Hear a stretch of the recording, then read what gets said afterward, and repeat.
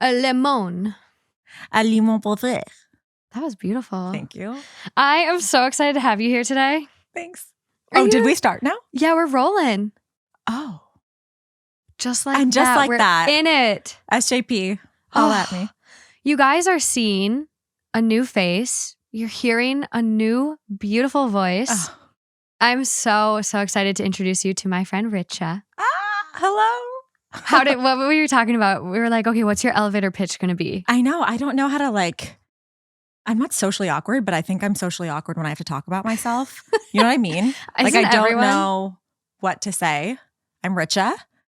Mm-hmm. I'm Morgan's friend. Yep. That's what I say to everybody, by the way, even when I'm not in this room. Okay. That's how I present myself. From California, still here to this day. And yeah, I don't know. I'm just a normie. I'm not exciting. A muggle. I'm a muggle. I am fully a muggle. Did you see that? It sounds like a slur when you say it out loud. Like, it does. And I know that's what it kind of is in Harry Potter world. Yes. But it doesn't feel good saying it. I know. But there was an interview recently with one of the actresses from Harry Potter, like an older actress. And she was like, the people that are still obsessed with Harry Potter need to move on. Like, that's a problem.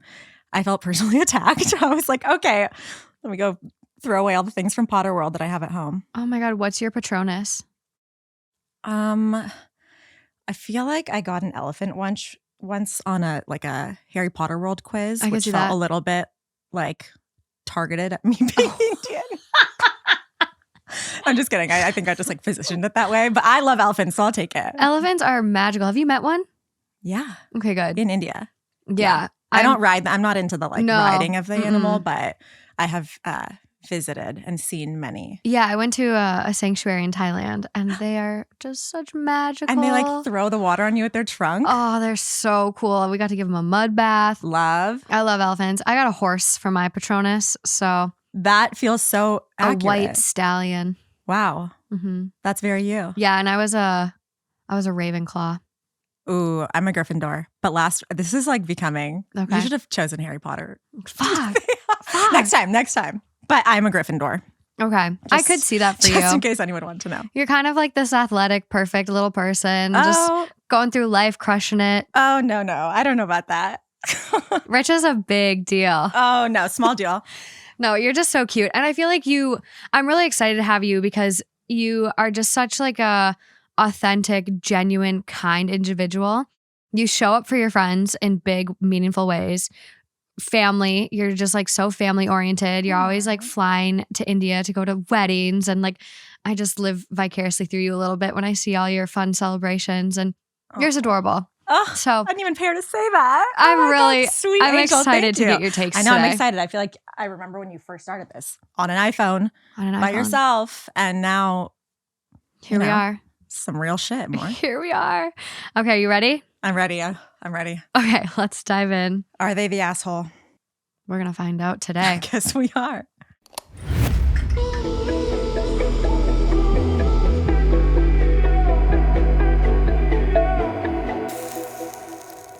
So this first one is only 7 hours old.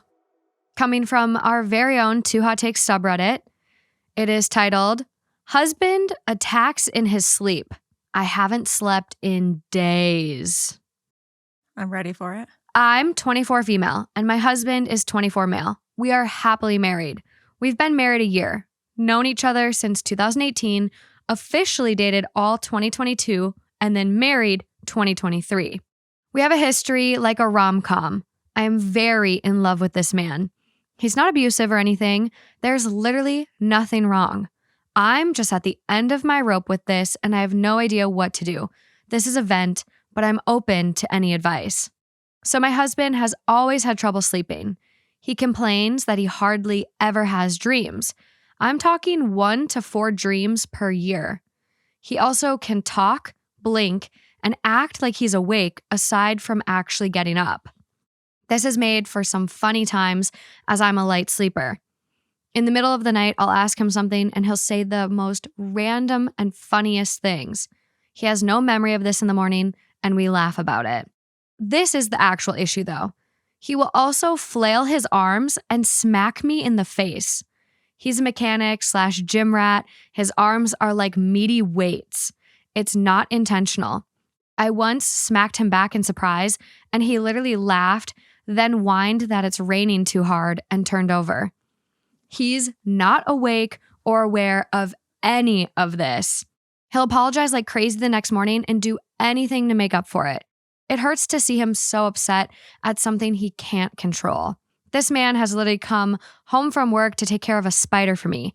I know he doesn't mean to, but gosh dang it, I want to sleep without being attacked. All caps. We've tried separate sleeping, but I hate that. We're snugglers, and he will come to me in the middle of the night, or I will go to him. We joke about who will do it first. I just don't know what to do. This is the third night he's smacked me and then taken the blanket. I'm exhausted. I'm actually desperate for advice. The next plan is a straitjacket. Please help. Oh, bless her. Okay, as a fellow, very, very, very light sleeper, I can understand her probably just like, she's at her wit's end, right? She's I'd like, be losing what it. the heck do I do? I need sleep, but I love this man. I was gonna, in my head, I was like, obviously just different rooms. Like, no duh. But I mean, they've already tried that. I get the snuggling thing, but also again, as a fellow light sleeper, like if I'm snuggling with someone, it's all cute and fine. But then I'm like, okay, now I need you to not touch me while I sleep because I'm such a light sleeper. So I'm the same way. If she's that close to him and he's like yanking this stuff and hitting her, either they need to like try a week of sleeping in separate rooms and really commit to it so that she can actually, like, she's at her wit's end. What are you going to continue to not sleep? No. For the sake of cuddling? Like, you've been with each other long enough where you're like going to be comfortable, hopefully, or, you know, cuddle and then go sleep. But I feel like they should, you know, those like put, not twin beds, but like put two beds together, have your own bedding. Yes. Hopefully he doesn't still reach and yank and you're not freezing your ass off, but like two separate beddings. You have those like mattresses that are kind of the same mattress, but two different temperatures and whatevers, and put a pillow in between you if he's, I do that all the time I too. know. I put pillows in between me and my, whoever I'm next to. That was my idea too. Like those, you know, those pregnancy pillows where they're like really big and long. Yeah. Just like have a divider. Yeah. I slept in a king bed for like the first time in years. Yeah. Like last weekend with Justin. And when he was on his side of the bed and I was on my side of the bed, it felt like we were in different zip codes. Like I didn't feel him move. I didn't feel anything. And we actually sleep with our own blankets. Like I think it's so key. It's so much better for your sleep. Yeah. Because you stay temperature regulated. Yeah. It's like the number one sleep disturbance I've learned from all of like my sheets ads I do. I learned. That's fair. I learned. The plug is real. I feel like it's, what's that marriage advice? It's like have separate bathrooms if you can afford it. And it's like something you're able to do if you're building your own home, two separate toilets or whatever. I feel the same about beds. It doesn't have to be two separate beds, but like two separate situations so that you're both covered. Yeah. But she's going to listen to this and be like, girl, I told you he's smacking me. He's like a long, meaty hand hitting me across the pregnancy pillow. So then, I mean, you gotta, I don't think you're the asshole, but I don't think anybody's an asshole in this situation. He can't help himself. No. And I can't imagine how he's waking up every morning like in anguish over the fact that he's hurting or keeping this, you know, his partner up at night. That sucks. But I also can't imagine he feels rested the next day. No. Can you like imagine like sleeping with your eyes open? Or maybe he's just so rested. I don't know. That would be crazy. But if I were her, I mean, I sleep like 5 to 6 hours a night, which is really bad.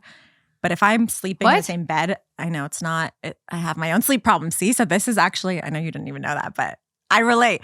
So if I'm sleeping next to somebody, that goes down to like 2 to 3 hours. It's really bad. So I feel her frustration, but I also feel her like, I feel bad about it. Yeah. But I'm so frustrated. I've become a lighter sleeper with age. And I would love to know if there's any studies, if you guys out there know of any.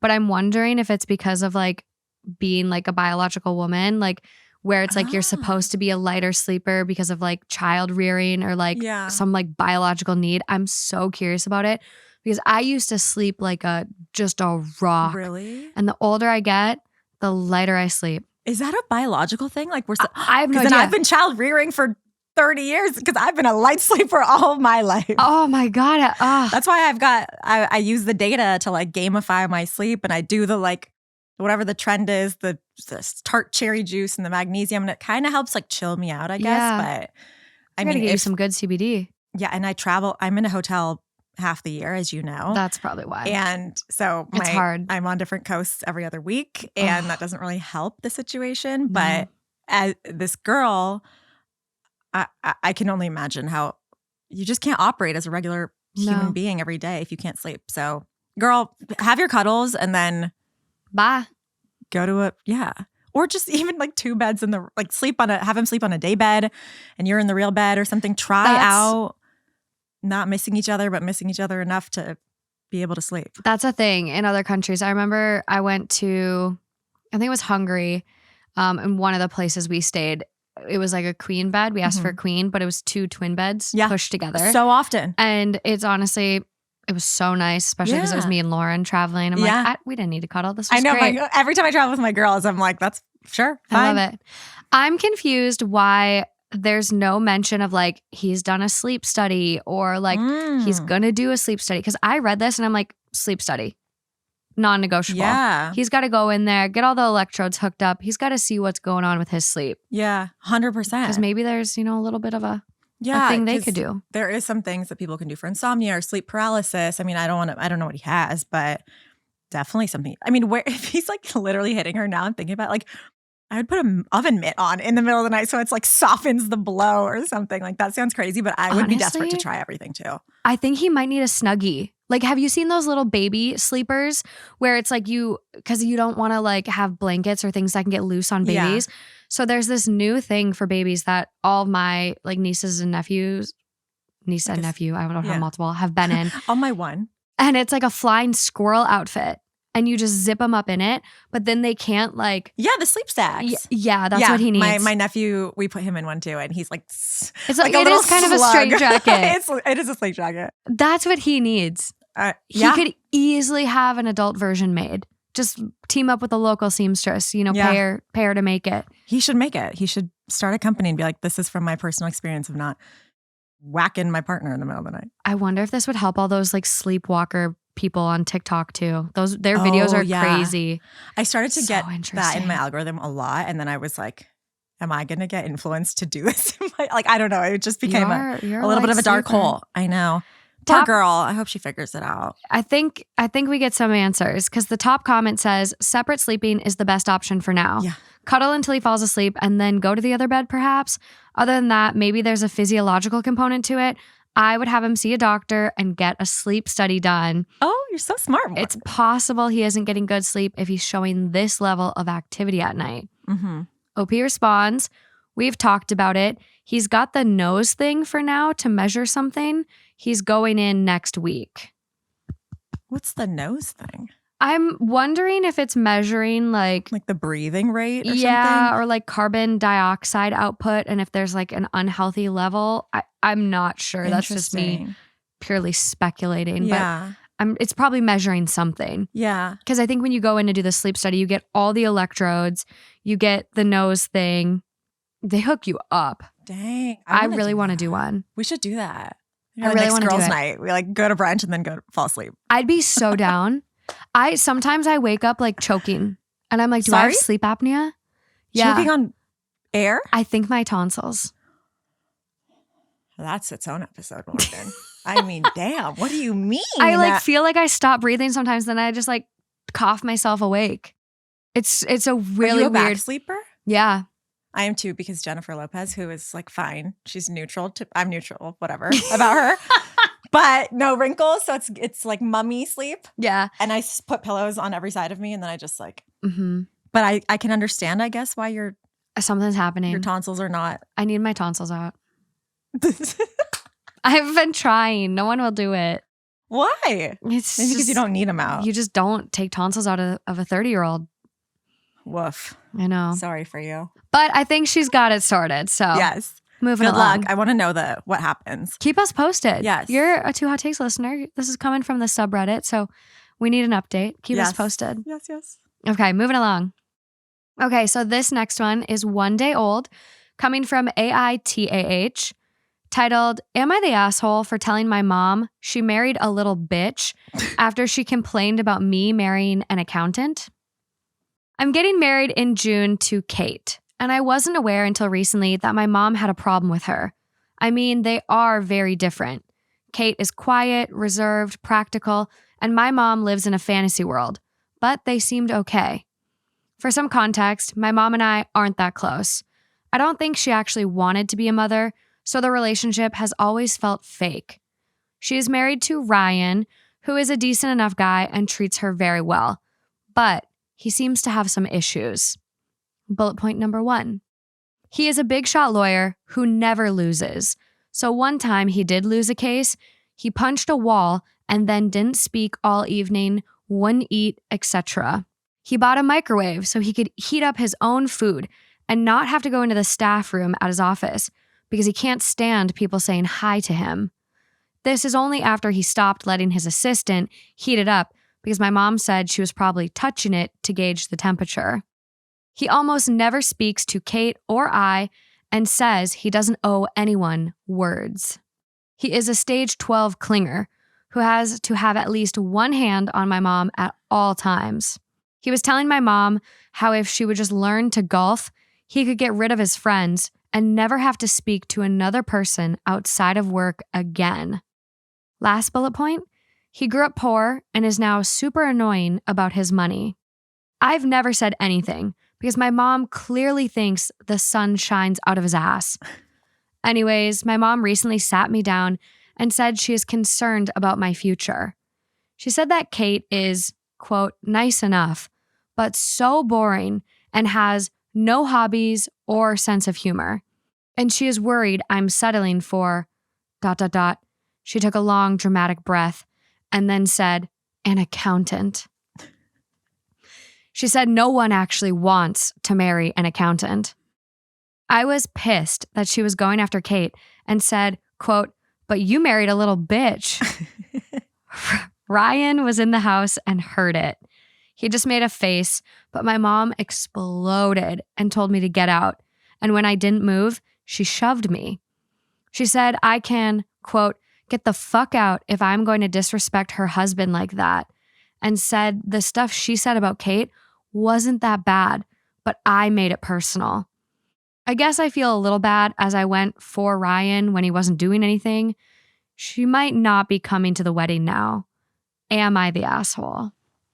Oh boy. Okay. First of all, Ryan, I know he's not like the focus, but he seems like quite controlling. And I don't know that I would trust the mom's judgment necessarily with like my partner. No. At all. I mean, I would say that behind the scenes, I would feel bad if this guy heard it. Mm-hmm. I think I would definitely, that would be my like instinct thing to say probably too. I almost feel like maybe this is not the right thing to say, but like little bitch is not that bad compared to if he listed out all the things that were wrong with Ryan. Yeah. Like what if he heard that? That's like cuts deep and is real, right? Like controlling, hot-headed, anti everyone personal, he seems like he thinks he's above everyone. Like too all good, of these. shit don't stink. Yeah. Yeah, I'm really, really torn on this one personally because I get like the mom really opened up this conversation. Mm-hmm. And so it's kind of one of those like don't throw stones if you live in a glass house moments. But he did kind of like pop off in a sense where like you're kind of like being a little rude to someone who didn't really say anything or start anything with you. Yeah. And now you're just kind of like throwing a knife at him, especially when he can overhear it. Mm-hmm. The fiance doesn't sound like she was there. Yeah. So, you know, this is maybe just your mom trying to, you know, as good intentions as it might be, just look out for you, but it's coming across bad. So I'm trying to like be a little more open-minded on this one. So I'm a little torn, but I don't necessarily think the biggest asshole because the mom kind of did open this up and like really kind of shit on his fiance. Yeah. Like you're settling. No one wants to hear that. I don't know. I feel like that is very open-minded of you to think that way. I feel like he's like maybe an accidental asshole at best. Like you're not that close to your mom. She's opening up this conversation. It could have led further into attacking his fiance. Mm-hmm. She's clearly showing that she doesn't approve of him or her. Excuse me. And I don't know. I just feel like you're in every right to probably, he's been bottling up all these feelings about like his mom's partner and, observing all this stuff. And he's not going out of his way to be like, hey, mom, why did your guy not trust the staff or want to say hi to them or whatever? That is true. So, and I don't know. I think at the end of the day, like if your mom, not that I'm saying she's the asshole, but like she should come to your wedding if she cares about you. And if that comment is going to like be the deciding factor of attending your wedding, to me, like she wasn't excited to come regardless. That is kind of a weak disagreement. Yeah. And I mean, she, in her right, she did defend her husband. Yeah. She said, get the fuck out of my house if you're going to talk about him that way. Yeah. I think that's fair. I think that is within her right to do. Fair. And so the husband should be like, thanks, babe. Yeah. I love you too. I think OP could apologize to Ryan, just be like, hey, dude, 100%. I popped off a little bit. I don't think you're a little bitch, but my mom, you overheard. It wasn't a fun conversation. Yeah. And just smooth it over. I think at the end of the day, if he wants his mom at his wedding, he needs to be the one to initiate Yeah. to both of them an apology, because we know Ryan is not going to, as if I know Ryan, we know Ryan's not going to go and be like, babe, you should still go to your son's wedding. Like, don't Yeah. worry about that comment. He's probably going to be like, absolutely not, Yeah. like, or I'm maybe not not gonna say put up anything. with Yeah. that. Don't talk to any of these other people except for the two of us. Let's go golfing together. Yeah. Oh my But gosh. I think accidental asshole that should proactively do something and be the bigger person, like the adult in the situation. We do have one term that we've used. It's not an official vote, but it's become a little common, is justifiable asshole. Oh, yeah. Justifiable asshole. Like he might Yeah. be still kind of, Yeah, it was like an asshole thing to say, but I don't think that this person, like OP's not an asshole yeah. from this story to me. Yeah. We might have some people, disagreeing with us though. Top comment on this Roll one. the comments. Not the asshole, but this post made me laugh. Your mom and Ryan deserve each other. Next comment down. It's like if Sammy and Ronnie from the Jersey Shore spewed all of their immature bile outward instead of at each other. I love that reference. Ron, stop. Oh, there's a new show coming out with them and I really want to get into it. What with Jersey Shore? Yeah, they're all coming back. What? Including Sammy? Yeah. You should just got married or engaged. Yeah. They're all coming back. There's some stuff about those people. MTV like still exists. There's still shows on there. I feel like they're the saving grace. They're going to bring that network back. Oh my God. Angelina. Oh my God. There's another couple comments. The parents are the living embodiment of every pot has its lid. Mom sounds like a jerk, but I gotta say, I kind of respect Ryan's life goals. He knows what he wants. Like, let's be real. Like, He's a Ryan is go-getter. very clear on who he is and what he wants. Yeah, a lot of not the assholes. I'm curious if there is any. Yeah, You're the asshole. My instinct was not the asshole.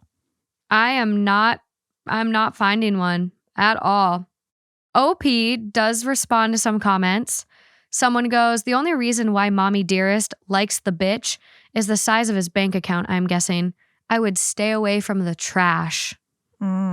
People really big mad. Yeah. Big mad. Damn. Also, by the way, justice for accountants. My mom is an accountant. My sister-in-law's an accountant. And they're great people. Justin's mom's an accountant too. Justice for Justin's mom. Like, I don't understand why an accountant is the boring job that you like. I can't even get my head around how tough it would be. I just like my brain trying to even do like help with my taxes. Couldn't be me. Dude, no. Nope. Absolutely not. It's so hard. It's so scary. It's overwhelming. There's a lot of numbers. I don't do well with numbers. Yeah. It's hard.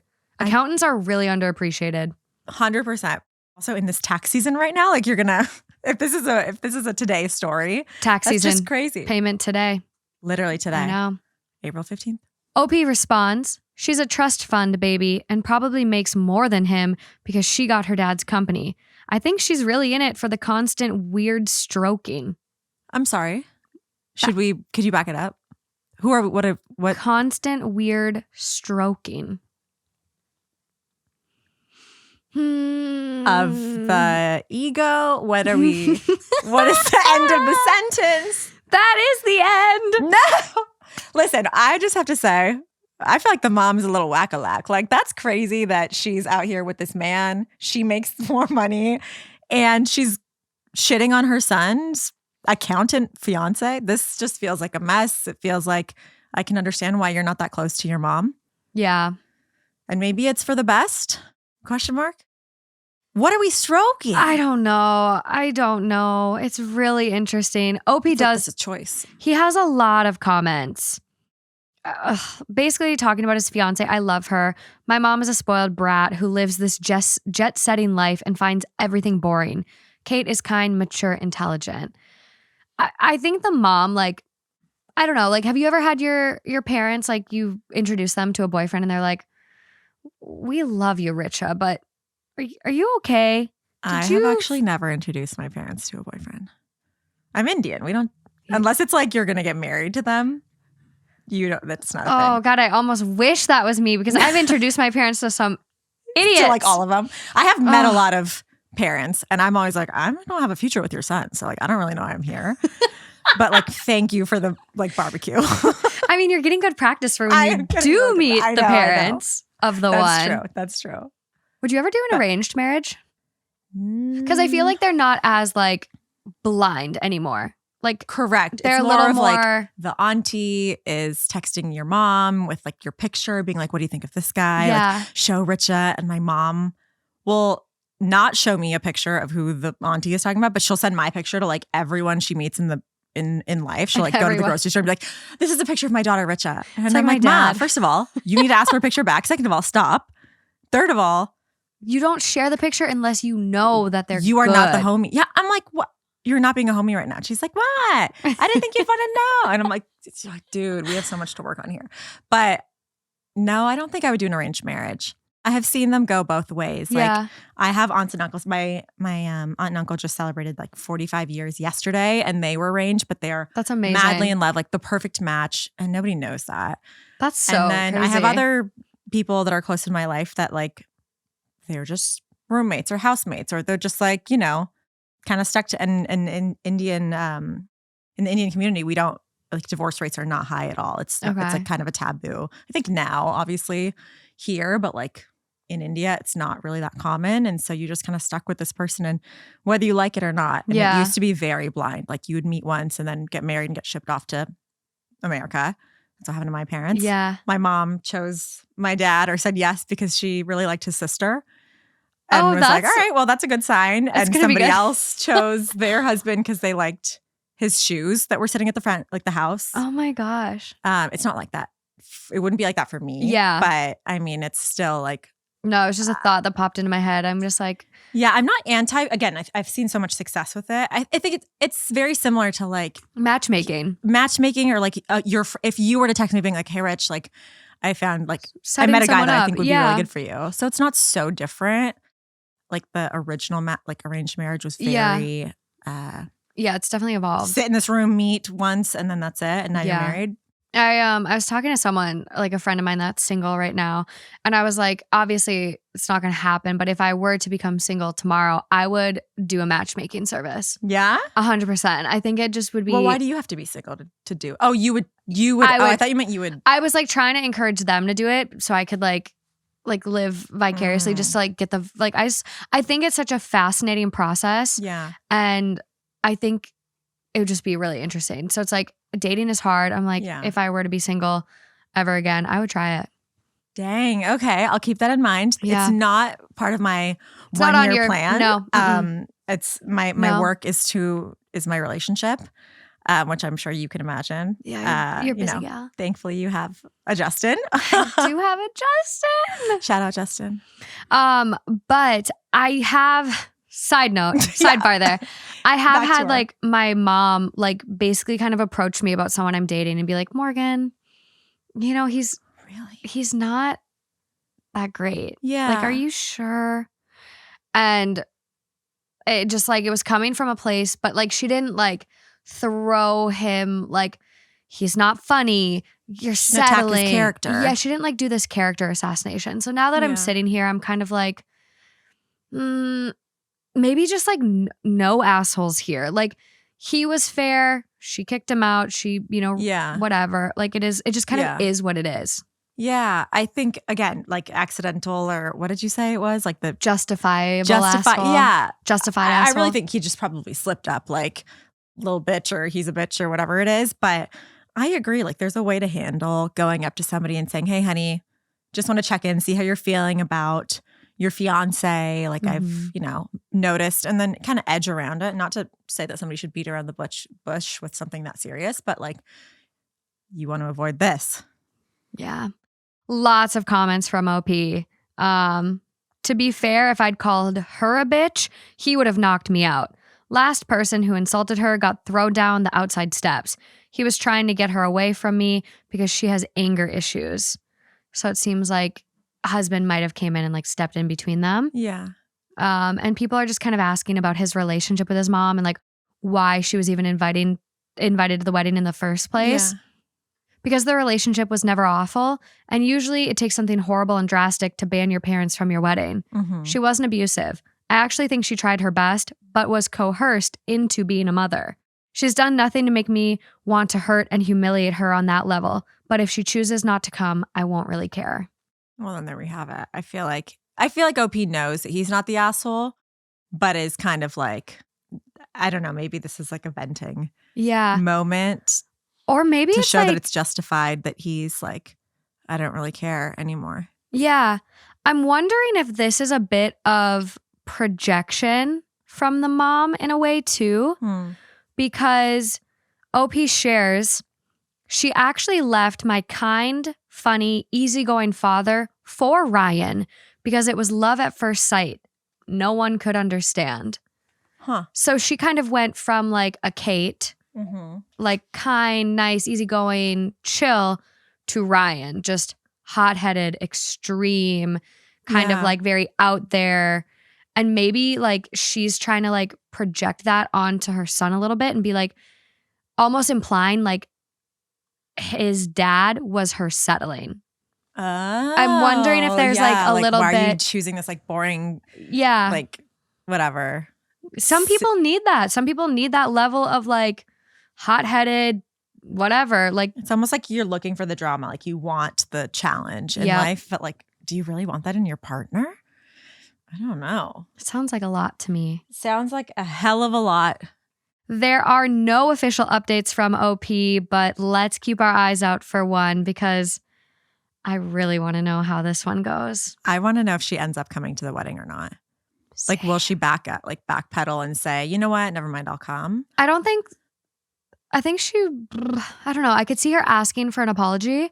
Yeah. But I could also see her just like not bringing it up again and going to the wedding because of like almost that like saving face. Like you don't want like people to like other think people. You look bad or like, you know what I mean? It's like more about other people's thoughts about her. Yeah. She's got to uphold that image. You don't want the internet knowing that you didn't show up to your son's wedding.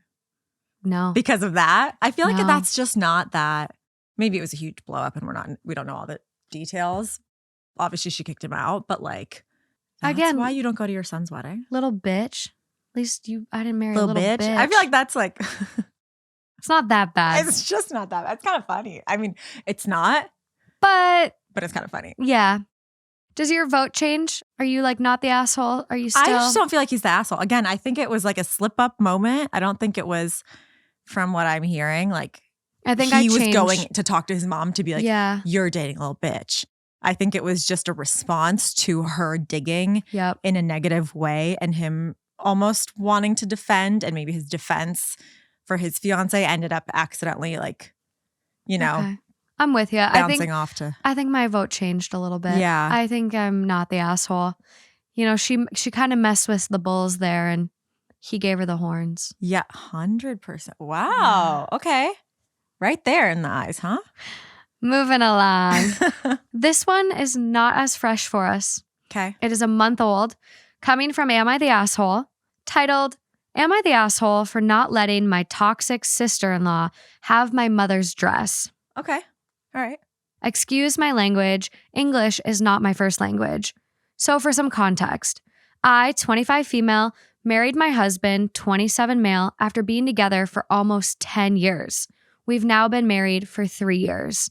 Everyone from my side of the family was so happy for our relationship and was on board with our marriage. But my husband's side of the family didn't like our relationship, and my mother-in-law wanted my husband to get married to another woman. My husband has a brother and a sister, and he has a strained relationship with everyone in their family. My father-in-law, the sole decision maker in their house, wanted this marriage as it would be an advantage for his business with my brother. My brother has a very successful business, and my father-in-law needed a business contract from him. And so he reluctantly agreed to our marriage. I live in India, so it's very common to live as a joint family, but we wanted privacy and decided to live on our own. My mother-in-law and sister-in-law constantly try to create problems between me and my husband. They often come to our house and find faults with my way of running a family. So this one time they came over to our house and they were super nice to me.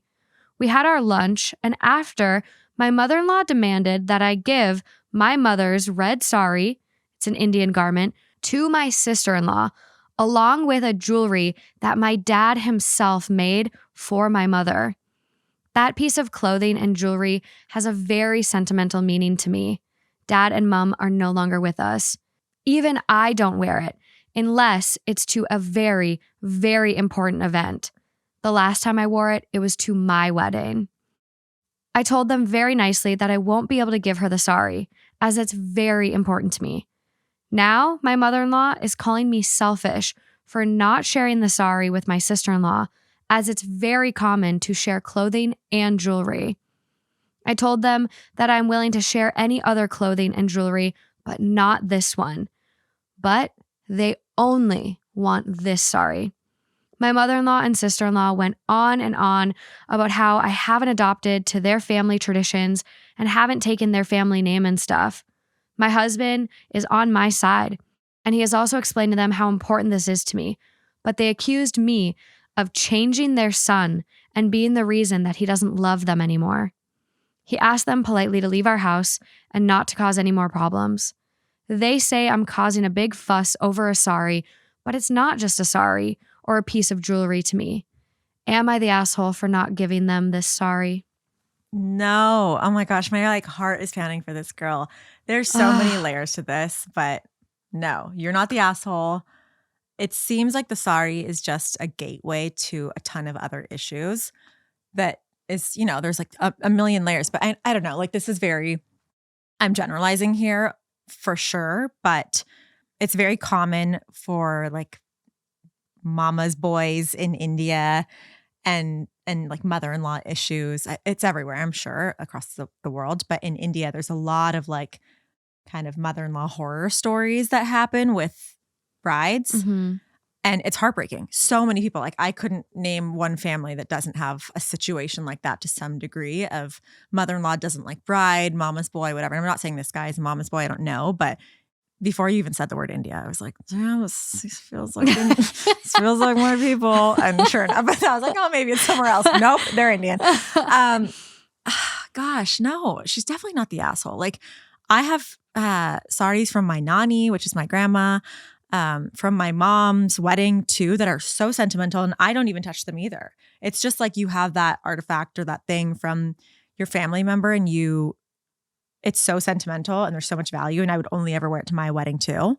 Mm-hmm. So no, of course not. And I think that they should understand that if they're, wanting to connect with her at all and understand how emotional, the emotional ties she has to this garment. Yeah. Also in India, do you know how much fabric there is available you could remake that sari. You could go buy the same sari at the same, if it's an older one, you can get it remade very similar. Why do they have to have that one? I think they're fixating on something to try and turn the son against them. And it's not helping the mom's case and the sister's case that he's backing his wife, which is so refreshing to see, because I know a lot of men in my experience don't. They'll just cower to the mom because they're used to it and leave the wife hanging. So good on him for supporting his wife. I know. I really, really enjoy this. Him setting boundaries and being this is important to her. Just understand, he's really going to bat and advocating for her. It is interesting that she is being very open and any other piece of clothing, any other jewelry.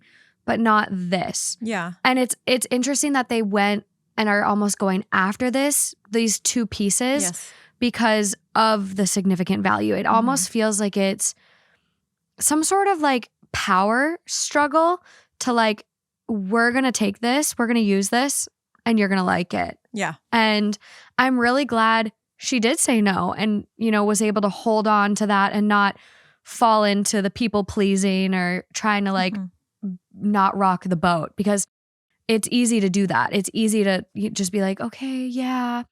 And then, you know, worst case, something terrible happens to this Sari. She never gets it back, or it gets spilled on, it gets torn, it gets ruined. Like, I said ruined right.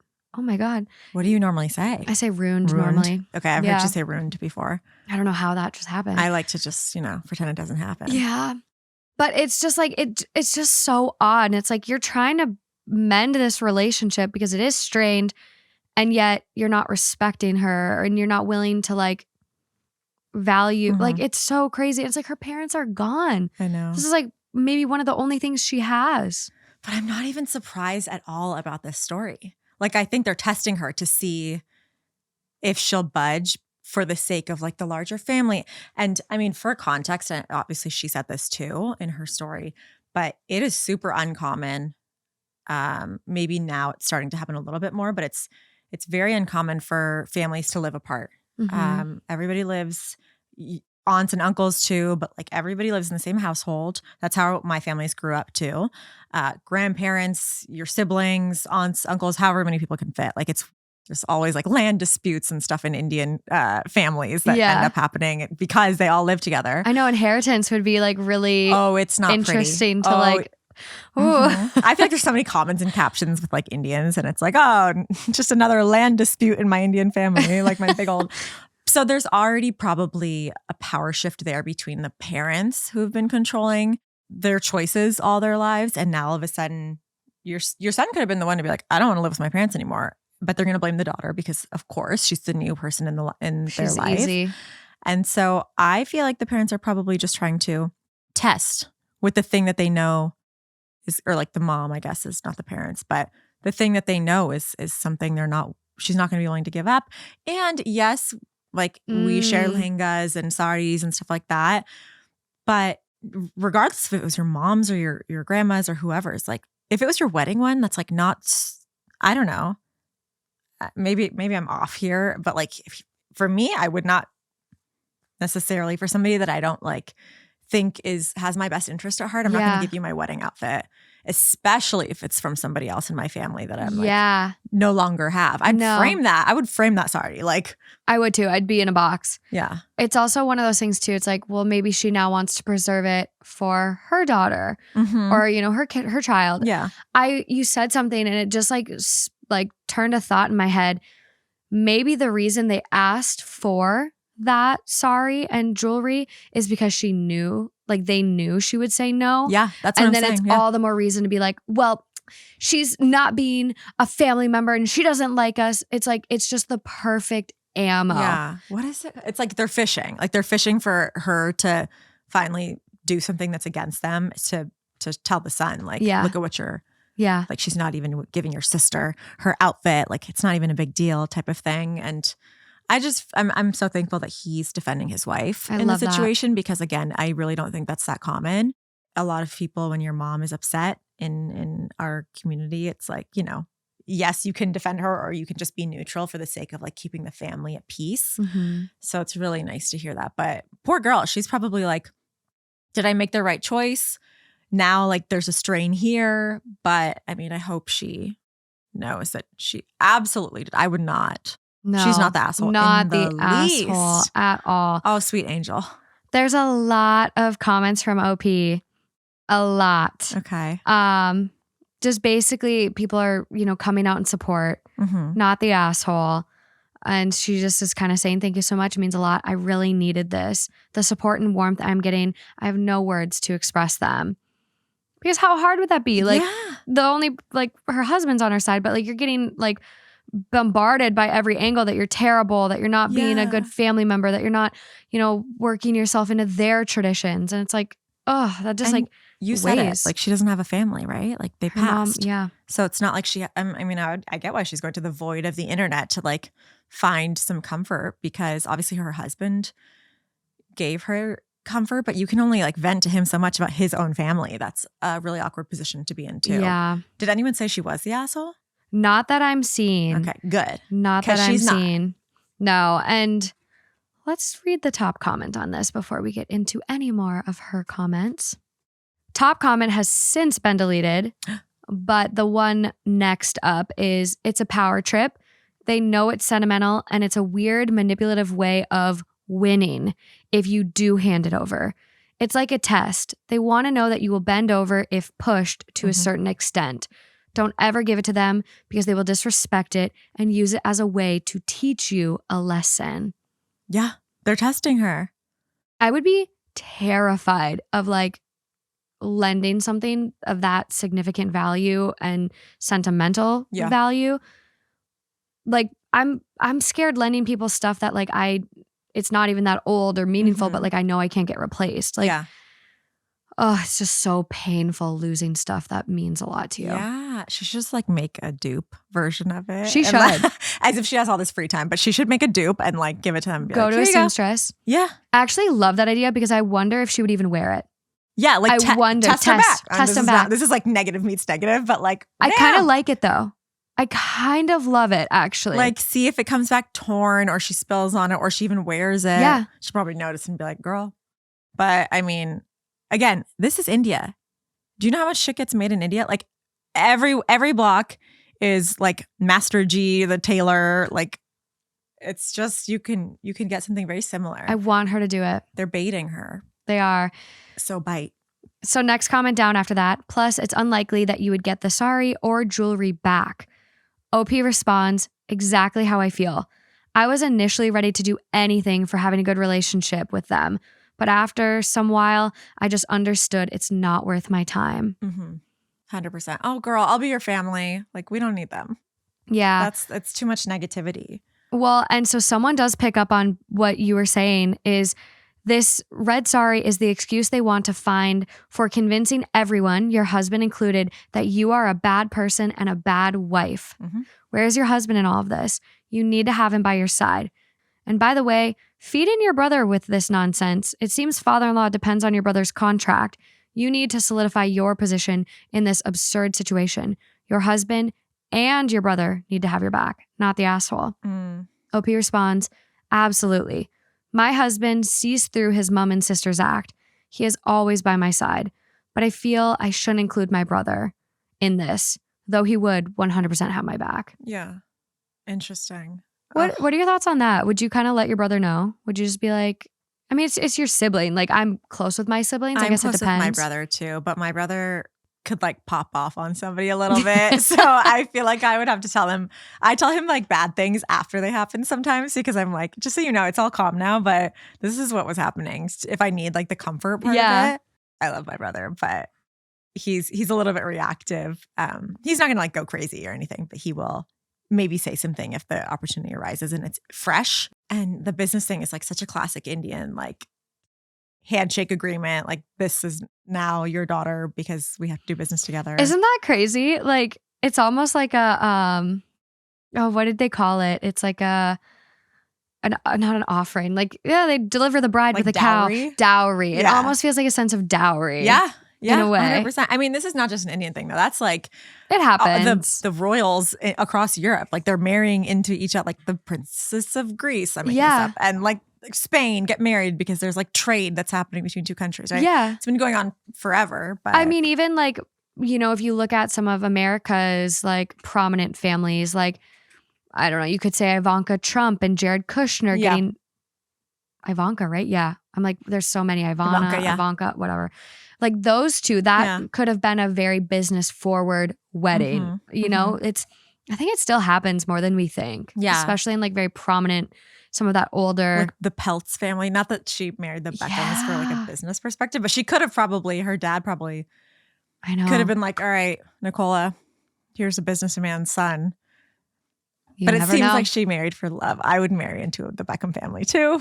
very much for They're love. really cute. So cute. I got really into the Beckhams with that documentary. I didn't really know about them, and then watching the dance scene. So cute. Iconic. Also, whenever they tag or like post on Instagram and they tag every single child and hashtag Harper or whatever, because she didn't have an Instagram because she was a baby or a child. But now I just she's love that coming they're up. like so family unit. It's so cute. I just want to go out to their little farm, play soccer on the kitchen. Okay, but back to, Yes, there is one other comment that I'm seeing that OP kind of shares some more context.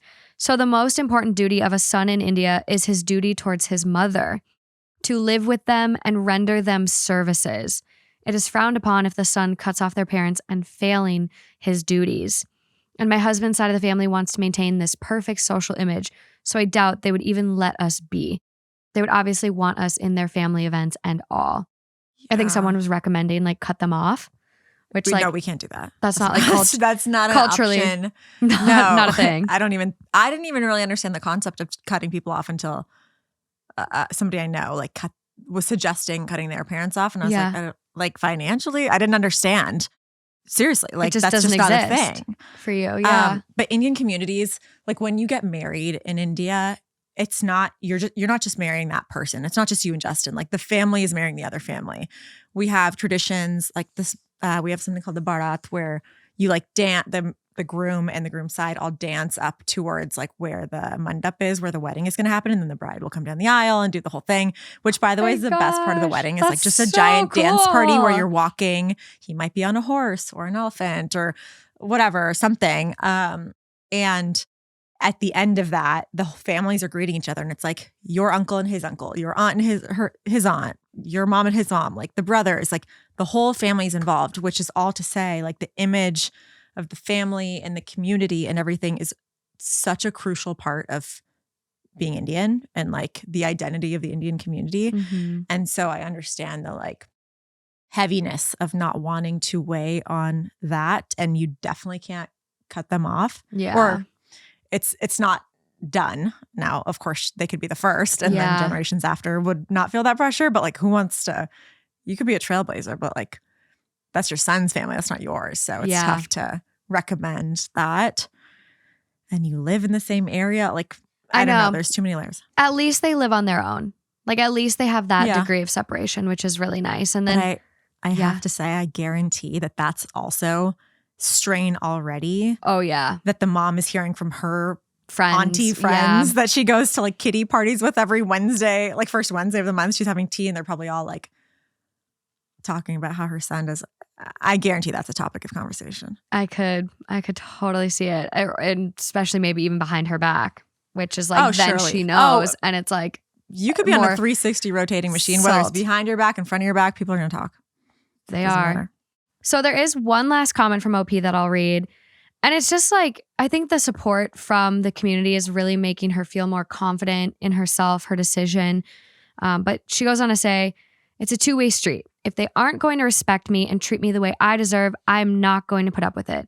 Things change. We can't endure abuse in the name of culture. Though it's very sad most of the women of older generations, even this generation, go through this. I'm grateful that I have a husband and brother who support me and my ability to lead a perfectly good life even without them. But I can't say this about all women.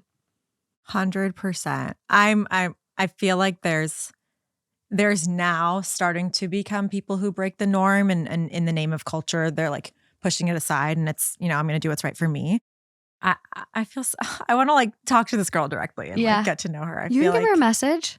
Oh my God, can I do that? You can message her. Oh my God, I love you. I support you.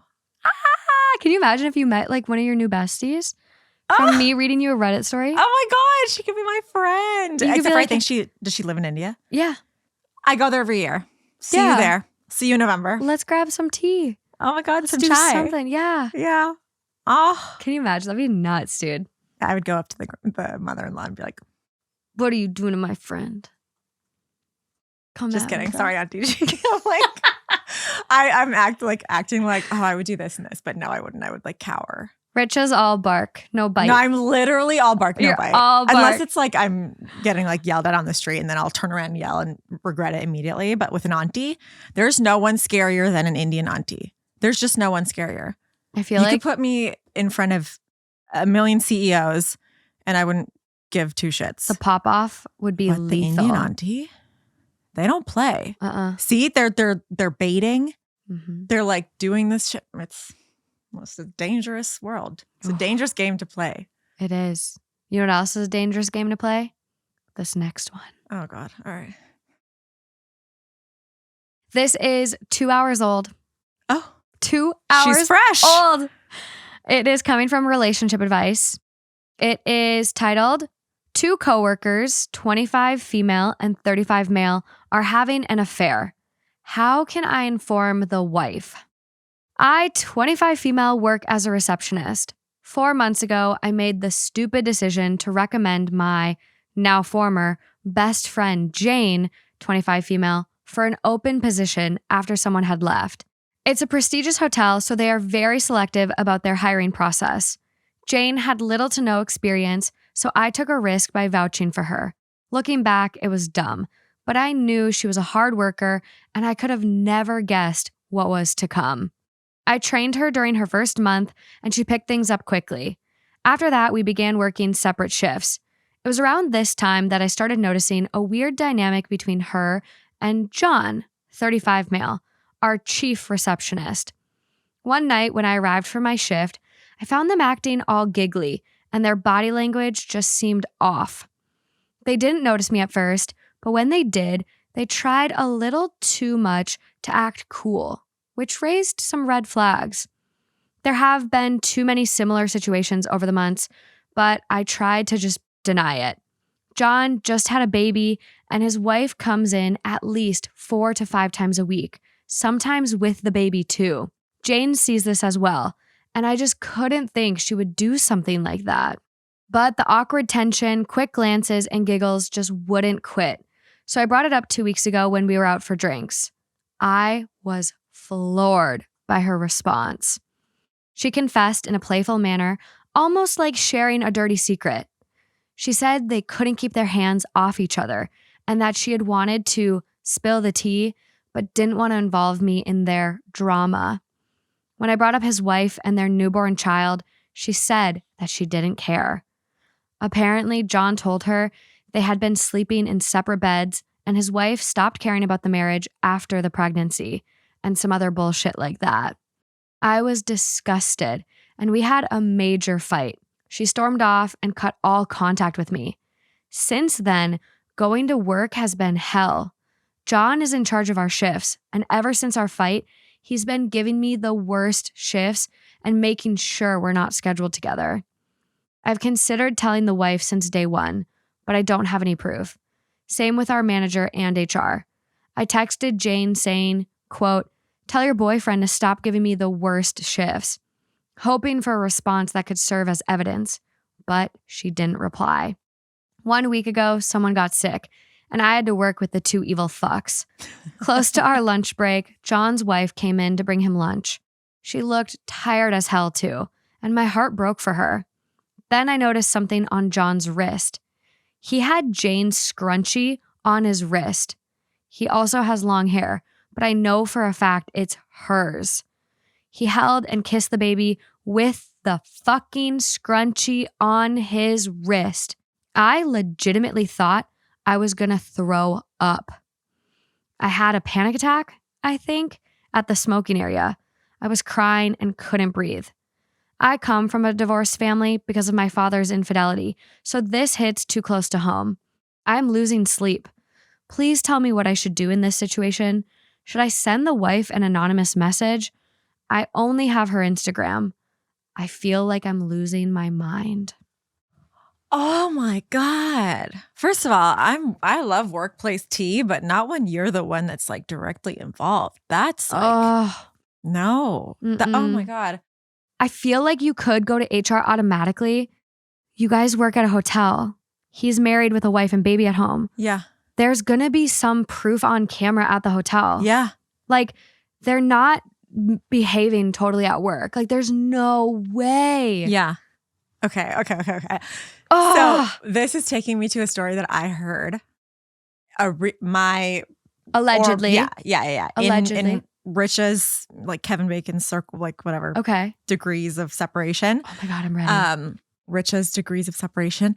This is a couple degrees separated from me. And there was an affair at an office and they were caught through the cameras at work, the elevator cameras. Yes. And I feel like that's got to be a really common thing, actually. It's not like even really that. There's cameras everywhere now. Everywhere. Parking garages, they're on camera somewhere. But especially a hotel, you're right. So they're probably taking rooms and going and fucking in the rooms. I know. Well, that was my first thought too. It was, of course they got closer. They've got a lot of access. They've got a lot of time on their hands. I wonder if their HR, I mean, some of my closest friends are in HR, so no shade to HR, but I do think sometimes like the HR is there to protect the employer, not the employee. Mm-hmm. And so there's been stuff that's happened to me at work where I'm like, do I go to HR and report this? Do I not? And I haven't because I'm like scared, or maybe she doesn't want to get even worse shifts or something like that, right? Yeah. Like, is it going to come back to bite you because you already confronted the girl and now you're taking a step further? So I don't know. I feel like, I mean, I've never been in this situation before, so I don't know what I would do, but clearly this is eating OP up inside. Yeah. And so it's like, at this point, I feel like, do you just tell I don't know. Is that your I don't know what somebody's place even means in the situation. Like, is that your place? Is that not your place? I mean, I would want to know. I would want to know. Yeah. Like if I was the wife in this, I would definitely want to know. Yeah. I also feel like even like recognizing that HR is there to protect the company, I think she could have a case to be made about retaliation from him and him creating a hostile work environment because she found out about his affair. Yeah. And the proof would be the schedules. Here's my schedules from the previous 6 months. Look at my schedules now. I arguably have the worst shifts because I found out about their affair. Yeah. You know, I don't feel comfortable approaching him because of this. And like, I don't, you know, if I have an unsafe work environment, you know, this could be a retaliation lawsuit. Like, she could get a lawyer, and maybe that's the advice before you go to HR, talk to a lawyer. Yeah. Because they give consultations for free. Oh. And see what they say. Yeah. Dang. I mean, and then also run it back, run the cameras back. Yeah. Like and if the cameras aren't working, then turn that shit on because they're going to keep on, you know, doing their thing for a little bit probably. Yeah. Out in the open so you can catch them. They're going to get brazen. Yeah. They're going to get confident and they're going to get caught on something. 100%, especially if they're doing the same shifts and God knows what else. Yeah. But I feel like for the OP, clearly it's eating them away inside. Yeah. Like, what the heck do I do in the situation? Again, I've never been in this situation, but I feel like the wife has a right to know. Now, does that have to come from you or is it going to come from one of them? Probably not one of them. No. Is this going to make you feel better to tell them? I know that's like a selfish way of looking at it, but I think it would make me feel better. It would make me, I think I would say something too. But I would be like in the group chat, like sending 17 versions of the text to make sure that it's like soft, but also not like soft and direct, but also firm, but also I'm here if you need me, but please don't need me. This is just information. Now go ask your man. And also that's her tone his versus my head. I wonder, like, I think if it were me, I'd create a Finsta, like I'd create a fake Instagram account because that's all she has is like the wife's Instagram account. And I'd like create a fake one to then message her and be like, hey girl. Yeah. Like, just, you know, that what that feels like getting one of those hey girls. Yeah. And just like you can just feel the pit fall to your stomach. Your stomach, like, it's almost like your stomach falls through your ass. Like you're just like, But it's like, he's not going to tell her. And your friend doesn't give two flying fucks. No. And she deserves to know. Especially a new baby at home. She's probably working her ass off. And also if they're really, first of all, sleeping in separate beds, go back to the first story. But it's like, if they're sleeping in separate beds, like there's no proof. It seems like this guy is just doing it, like saying whatever. Yeah. Just like there's no proof of the affair yet. There's no proof of him not being, you know, strong with his wife. And then she's coming and dropping off food for you at work. So clearly there's like, She just had a newborn baby and she's going to come out of her way to give you food? Sir? A saint. While you cheat on her? I don't know. A saint. We should, yeah. I think I'm team tell her. Yeah. Now how you do that, maybe it's a Finsta, I suppose. I feel like unless you can get her email somehow, like creating a fake email address is easier. Yeah. Because you're saying you don't want it to track back to her and then have there be more retaliation to her. That's what I'd be scared about. Yeah. Because he's already fucking with her. Yeah. Top comment, contact the wife, but start looking for a new job too. Yes. The fact that you're being bullied for their bullshit is off the wall. I think if you can try to find a new job, do it. But like in this economy, like she's not at fault here. She shouldn't be punished. But she's not being punished. That's like you removing yourself actively from the situation. That's like, that is true. That's a better way to look at it. Even if he left the company, your friend's still there. Like, are they really both going to leave because of the situation? Probably not. Yeah. And so for your own mental health, like I would rather remove myself from the situation. Like control what you can control and everything else. Like I can't control them telling her. I can only control me telling her. I can't control if they're going to leave the company or continue to like hate on me. Yeah. But I can control I would want to work in a place where I don't have to deal with that shit anymore. I think here would be my order of events. Contact a lawyer. Okay. See what the lawyer says and gives you recommendations. Go based on that. You either go to HR or you find a new job. If the route is find a new job, before you leave and give your 2 weeks or as you give your 2 weeks to HR, I would make sure HR knows that those two are having an affair. And then you go about your merry way at your new job.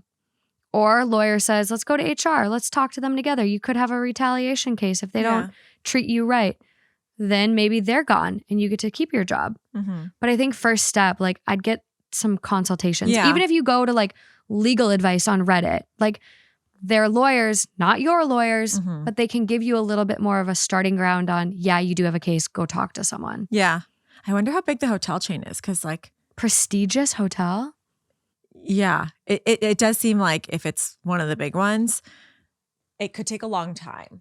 That would be the only thing. It's like, do you want to go through all the rounds of how many HR people and the investigation and the X, Y, and Z if they're already so like mentally anguished from the situation? I know. I would do it, but I would probably also start protecting your peace a little more. Yeah, like sharpening my resume a bit. Yeah. Which is just as annoying of a process, by the way. Like that's a full-time job in and of itself, is finding a new job. I know. Well, and then what if OP can't find a new job? I know. Like the reality is so many people are struggling right now to get employment and like housing crisis, inflation, like cost of living. It's just like this might be her only option right now. And then it's if that's the case, like let's see what the lawyer says. That's true. But I'm all for like try. Like if you can't get a job, then you know your answer. Yeah. I couldn't leave, so now I'm stuck here, and here's my order of events from there, a little order of operations. Yeah. But I'm going to try because I need to protect me. I know. Oh, man, we have no comments from OP, no updates. So let's keep an eye out for an update on this one. Okay. Because it is, I mean, it's so fresh. The next comment down after contact the wife, but start looking for a new job. They say absolutely this. OP, to build the bullying case, save down and record all of your shifts before you found out the affair and after you found out. I did not read these comments. I was going to say, damn. I did not did you read these comments. Or? No. Keep a record of your conversations with your colleague /AP. Save down or screenshot the calendar invite of when you met with the colleague and when she confessed. Any receipt for the drinks or transfers showing you were with her and she met with you when she confessed would be gold.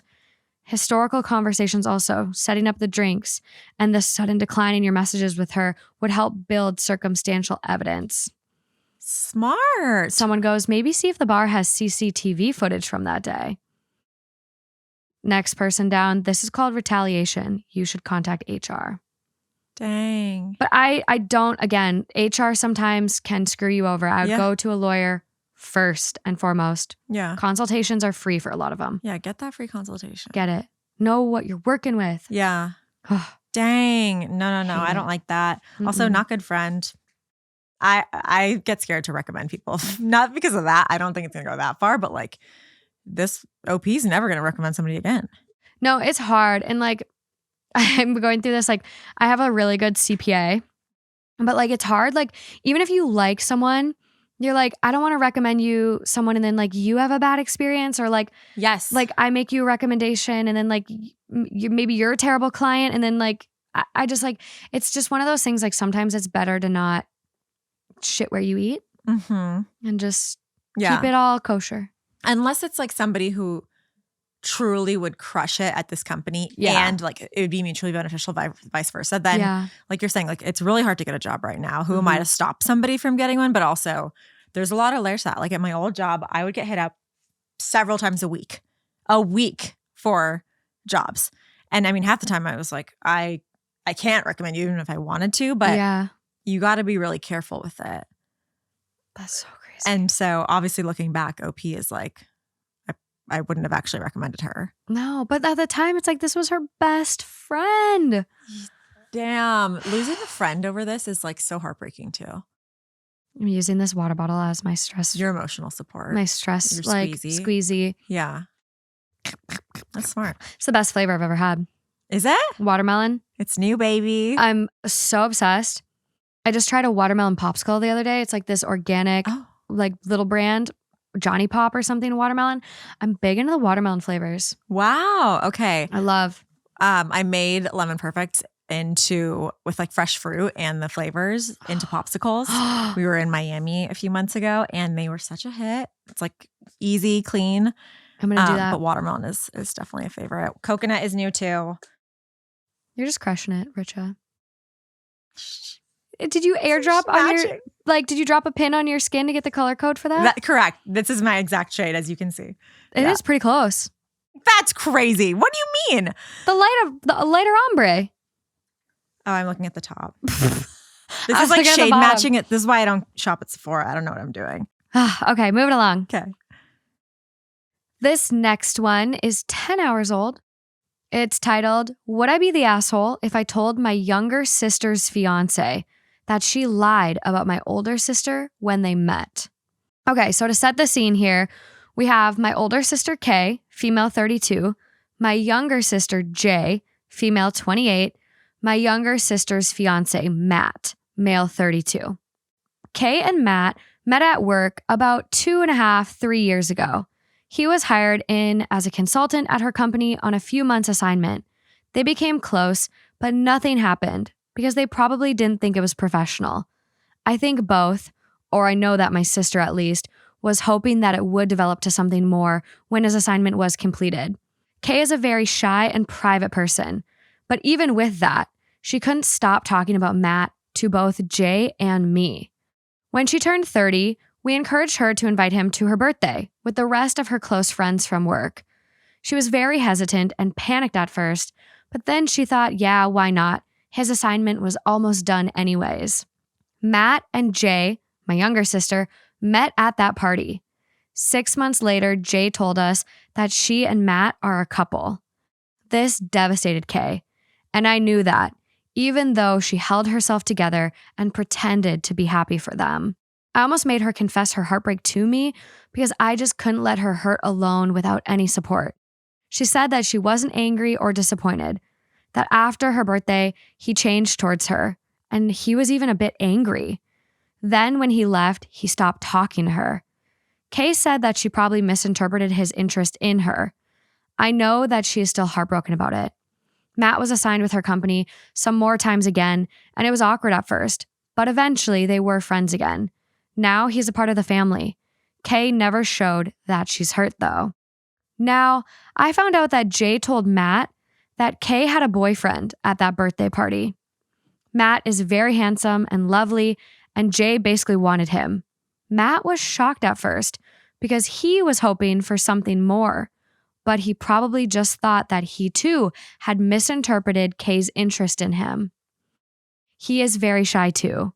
After the party, he probably decided to cut his losses and not pursue Kay.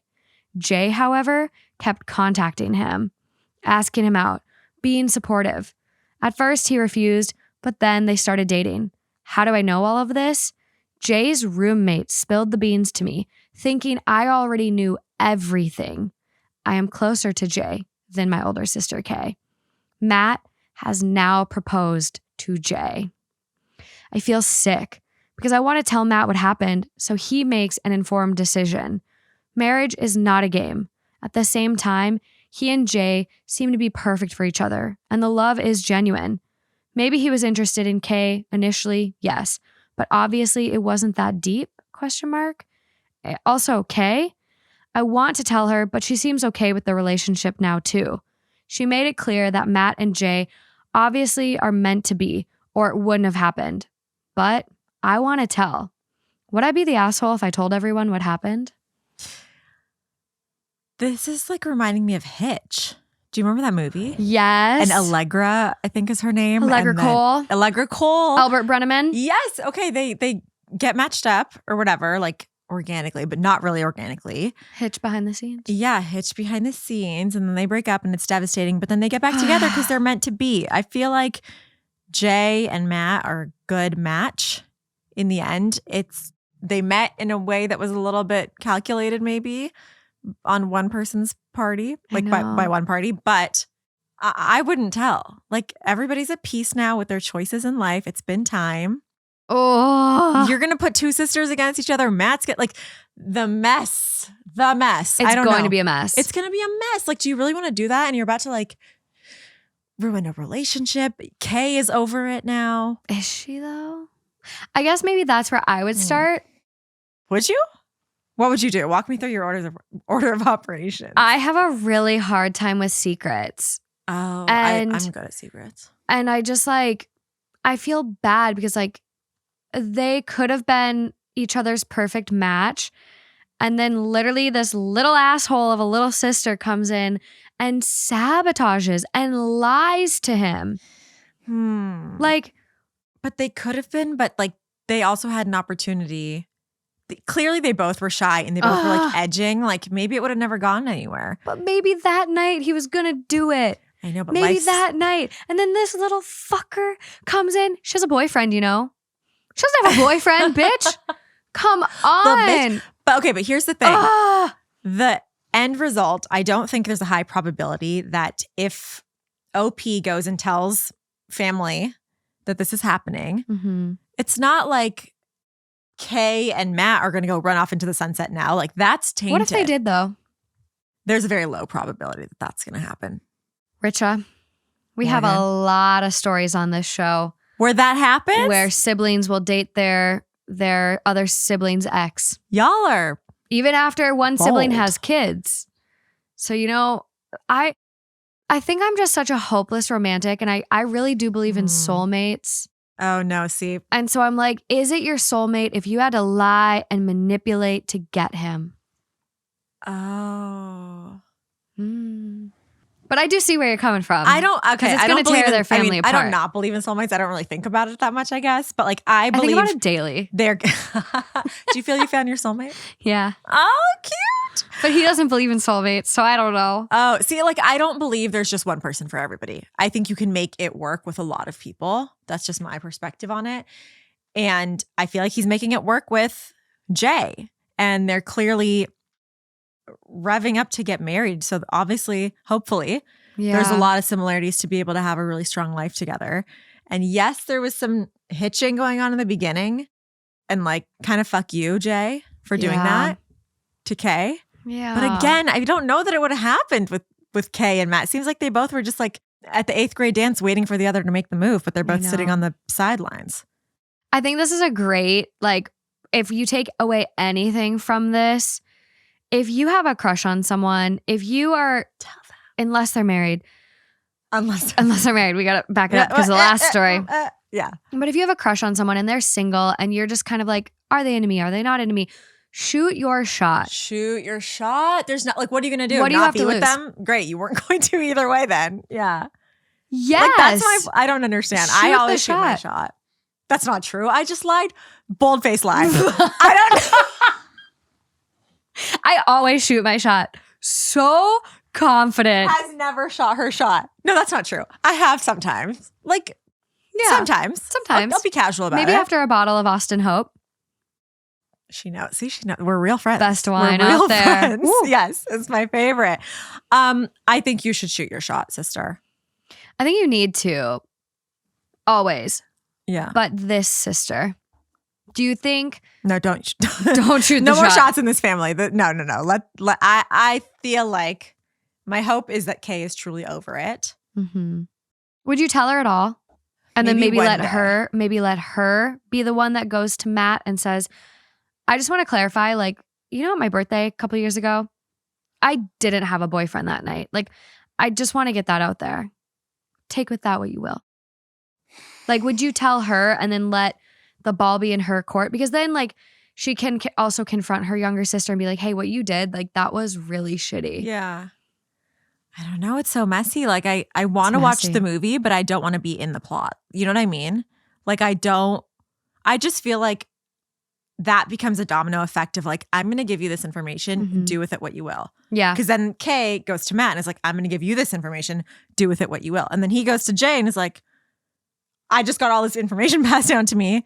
What the fuck? Would you want to know if you were like kind of deceived into dating someone? If you were like... If I ended up like maybe in the beginning, sure. But I just feel like what she did, it's like, it's not the worst thing in the world. It's not the best thing, but it's not the worst thing. I mean, like, she lied. She lied. That's not nice. Especially to her It's really sister. bad to her sister. Shady. But again, I feel like they ended up being right for each other. So and our OP does say that. I think no, I wouldn't want to know. Like, it's not my business. Like, it's fine. We're here. Yeah, like we're here nor ignorance there. is bliss in that situation for me. What way do you think the comments are gonna go? I don't know. I feel like very mixed. Top comment. Wow. Sister is ...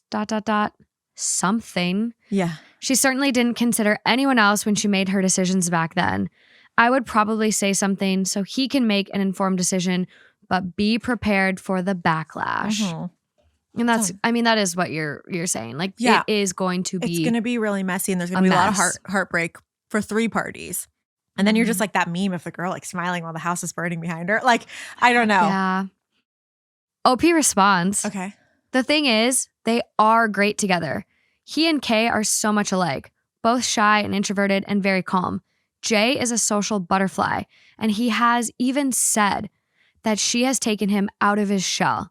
So I don't know. Mm-hmm. My only thought is I would have wanted to know. But if I tell, am I ready for the backlash? Mm-hmm. I don't really feel like you are. I don't know. That's 2 sisters. That's like, it's very close. Also, it's not like we're all meeting our men in the most organic way possible. Like, a lot of people are, but a lot of times there's like an entire army of women who are crafting the text, and like the first several conversations you have with a girl before you meet her in person are not even her 100% of it. You know, it's like her you plus 5 friends or 2 friends or up. It's like the board of investors, like in the background, like whatever.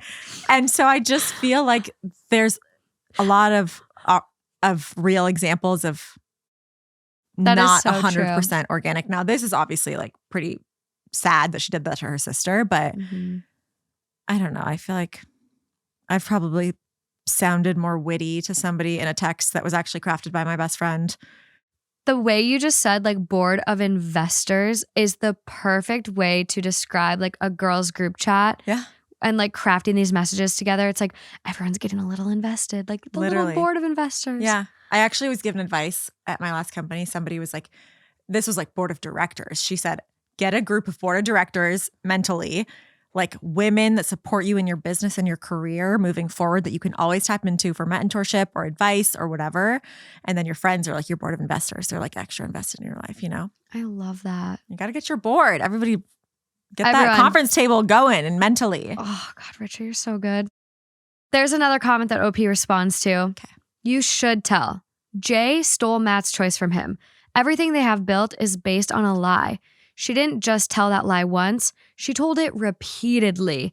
She faked sympathy and comfort for him. She manufactured the entire origins of their relationship. If Jay has deceived him in this way, I guarantee she has deceived him in others. Her behavior was foul and selfish. She didn't care who she hurt as long as she got what she wanted. How many other times has she hurt him to get what she wants? If Matt and Jay's love is real, they will get over it. If not, and I don't see how it can be when it's built on sand, please let this man have the opportunity to escape before Jay tricks him into marriage. Shit. popped off. OP responds, there is 0 chance that Matt and Kay would be together. And that is not the point either. I want my big sister's heart to heal and Matt to make an informed decision. Is your big sister's heart going to heal because you tell her this? I feel like it's going to break. I think because she's going to wonder, what if? What if I would have told him how I felt? What if that could be me? Like, I guess to your point, like now there is nothing that can be changed in regards to how it went down. Yeah. So it is interesting. I just feel like I get it, but I don't think the benefit outweighs the mess here. The heartbreak. Yeah. Well, and that same user who commented that, I literally didn't mention Kay once. Matt deserves to know before he marries a woman who is happy to lie to him to get what she wants. There's no conceivable way he and Kay would ever be together now, but Matt deserves to know the kind of woman he is about to marry based on a lie.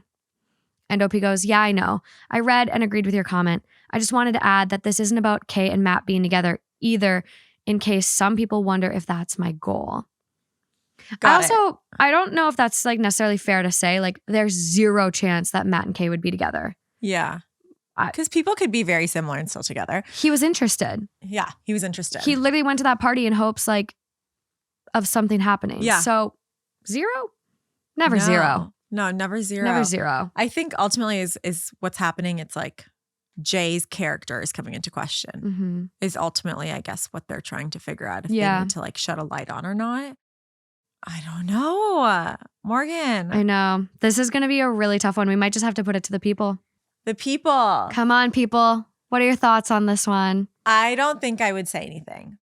I'm going to go in these comments and then you guys are going to influence me to say something. But like, I just, again, and maybe it's because I'm like close with my family and I feel like there'd be a lot of like the blow up. Again, I think the impact of the blow up would be worse than the benefit of telling your sister and healing. Did they say how long ago the situation happened? They've only been together for two years. Okay. So Kay met Matt initially at work 2.5 to 3 years ago. Got it. So it's not that long. No, it's not that long. Also, there is another comment from OP that Jay used Kay's shyness and pride against her. She knew Kay would never fight back. She's a deceptive little thing. It's like she's ugly. It's not nice. No. Her character should be questioned. What say you guys? I don't know. Yeah, let's hear it. If I remember, I'll try to remember. I'll post a poll. I can post polls on YouTube now, so maybe everyone go to YouTube for the poll on this one. I'm gonna vote. I could be swayed either way because I also do say this sometimes. Are you telling someone something more so out of your own selfishness? Yes. Like, is OP just doing this to get it off their chest? Yes. Like, is this really going to help your sister? Also, like, there wasn't any mention, like, is this other sister, the older sister, Kay, is she dating now? Is she happy? Mm-hmm. Like, what is like, but morally, should he know?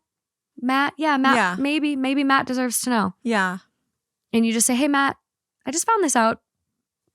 Do you just go straight to Matt, though? You could. Do you skip the sisters? You could. Or is that like shady? I mean, he's a part of your family now. That's what OP is saying. So you could just go straight to him and just be like, hey, I found this out.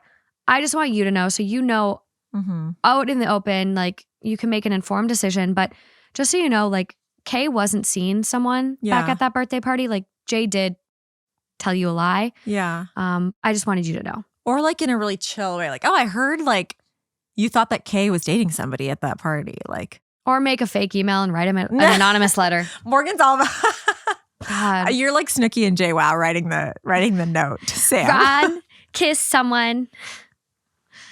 We need to watch that. What is it? What was the bar? Salt? I can't remember the bar's name. I just remember them writing it. Sugar? What if she like couldn't spell fridge? I don't know. Something about like refrigerator in it. But iconic. Yeah, you know what? You're so right. This is very much like respectfully kind of a selfish. It could be. I need to get this off my chest. It could be. I feel like it seems like. Yeah. Maybe not. Maybe they're like, no, Richa. Like, we don't know. People need to know. There's no further updates on this one. We will keep our eyes peeled. Okay. I say that about everyone this episode. So I am going to give us a little bit of some closure on this last one. Okay. It does come with an update. Okay. Okay. You're doing this is like fresh stories. I know. I work my butt off for the people. Do you guys I love understand? You guys. By the way, Morgan is like the hardest friend to hang out with because she's I know. You're just as hard. But I mean, you're traveling. You're bopping. I know, but you've you work built your this butt empire. Off. Ma'am. I didn't make the company. You're out there marketing your little butt off, though. I see you at those conventions. I see you designing the track schlepping suits. water at trade shows. I want to go to a trade show. I know. I'm not wearing mine because I don't know how to put it on over my headphones. So it's my my blankie. You've got great taste. You've got great taste. You do have great taste, Richa. Oh, thank you. Okay, this last one for us. Okay. It's coming from Best of Redditor Updates. On that sub, it is only 6 hours old. However, the original post is coming from March 24, 2024. So like almost a month old? 3 weeks old? 3 weeks old, yeah. Okay. This one is titled, My 32 male, ex-wife, 33 female, divorced me after a personality change. I found out I have a brain tumor. How do I move forward? Oh, God. I'm sad. Okay, let's hear it. My ex-wife divorced me in 2022. I was devastated, but I couldn't blame her. We had been together for about 6 years, and for a while, we had an incredible relationship. We had a memorable engagement in Belize, a long story involving bats, getting stranded at the Mayan ruins where I proposed to her, and being rescued by a passing British military exercise. But that's a whole other story. I won't wax poetic about it, but suffice to say, it's the happiest I've ever been. And I think I made her very happy too. She was my best friend, and we were ready to spend the rest of our lives together. I was extremely close to her whole family as well. I was her brother's best man at his wedding. But then the troubles started. My mental health took a steep decline. My behavior was extremely erratic and bizarre. When we were in public, I often thought I was being followed. One time, I became convinced listening devices had been implanted in our home. I thought the police or government agencies were after me and monitoring my devices. My wife finally dragged me to the emergency room after one of these incidents, and I ended up getting diagnosed as having a psychotic break with bipolar and schizoaffective disorder. My wife stood by me through it all, but even on treatment, I continued my strange behavior and thought patterns. There was lying and substance abuse. Previously, I'd only ever drank socially and occasionally smoked weed. It was all very out of character for me. I'd always been a very stable person, but I seemed to be spiraling. One day, my wife had had enough and told me she wanted a divorce. She'd caught me lying about drug use. For a while, I maintained contact with her brother, who tried to support us both through it, but eventually he cut me off too. In the year following the divorce, I tried emailing and texting my wife and her brother, but eventually I got the hint. Mutual friends dropped me too. I couldn't blame anybody. I think additional lies and misbehaviors had come to light, so I was a pariah. I sank pretty low, lost multiple jobs, and barely scraped by. Fast forward to now. I'm still struggling, but I've managed to hold a good, well-paying job and even bought a few properties. I got a new little pup named Archie who keeps me going when times get tough. I've kept at therapy and it's definitely helped. But recently, while traveling, I suddenly collapsed. I went to the hospital, and when the doctor heard my history, he immediately ordered an MRI. The look on his face and his whole demeanor spooked me, like he suspected something that he didn't want to tell me, but he insisted on just waiting to see and not speculating. Lo and behold, I have a brain tumor. The funny thing is, when I found out, I was ... relieved. Finally, it all made sense. Apparently, it's not unheard of for such a thing to be misdiagnosed as bipolar. The doctors say it's probably been growing slowly for a long time, and it explains my strange and out-of-character behavior. Thankfully, they think it's treatable, and with surgery, I stand to make a good recovery. So how do I move forward with this? I want to try to reach out to my ex-wife and her brother, but maybe they've moved on with their lives and I shouldn't try to reinsert myself. I've done enough damage as it is. They don't seem to want to have any contact with me, but I also feel like they should know. They may have blocked my number and email, but I do still have some mutual friends I could reach out through. For all I know, my wife is in another relationship and I shouldn't reopen those wounds. But if the roles were reversed, I'd want her to know. So how should I move forward here? What, if anything, should I say? Oh my God, that's devastating. I've given us so many do you tell? Yeah, right. You're really putting me on the decision-making spot here. I kind of gave you a moral dilemma episode. You really did. My theme when I started this was it's anything but perfect, but it's now it's moral dilemmas, do you tell? It's not perfect by any means. Yeah. It's wow. Is this my fault? Is it not? Oh my gosh. Okay. You know what's so funny? My first thought was he needs a dog. Oh, Which Archie, look cutie. I would tell the mutual friends. I think you need to.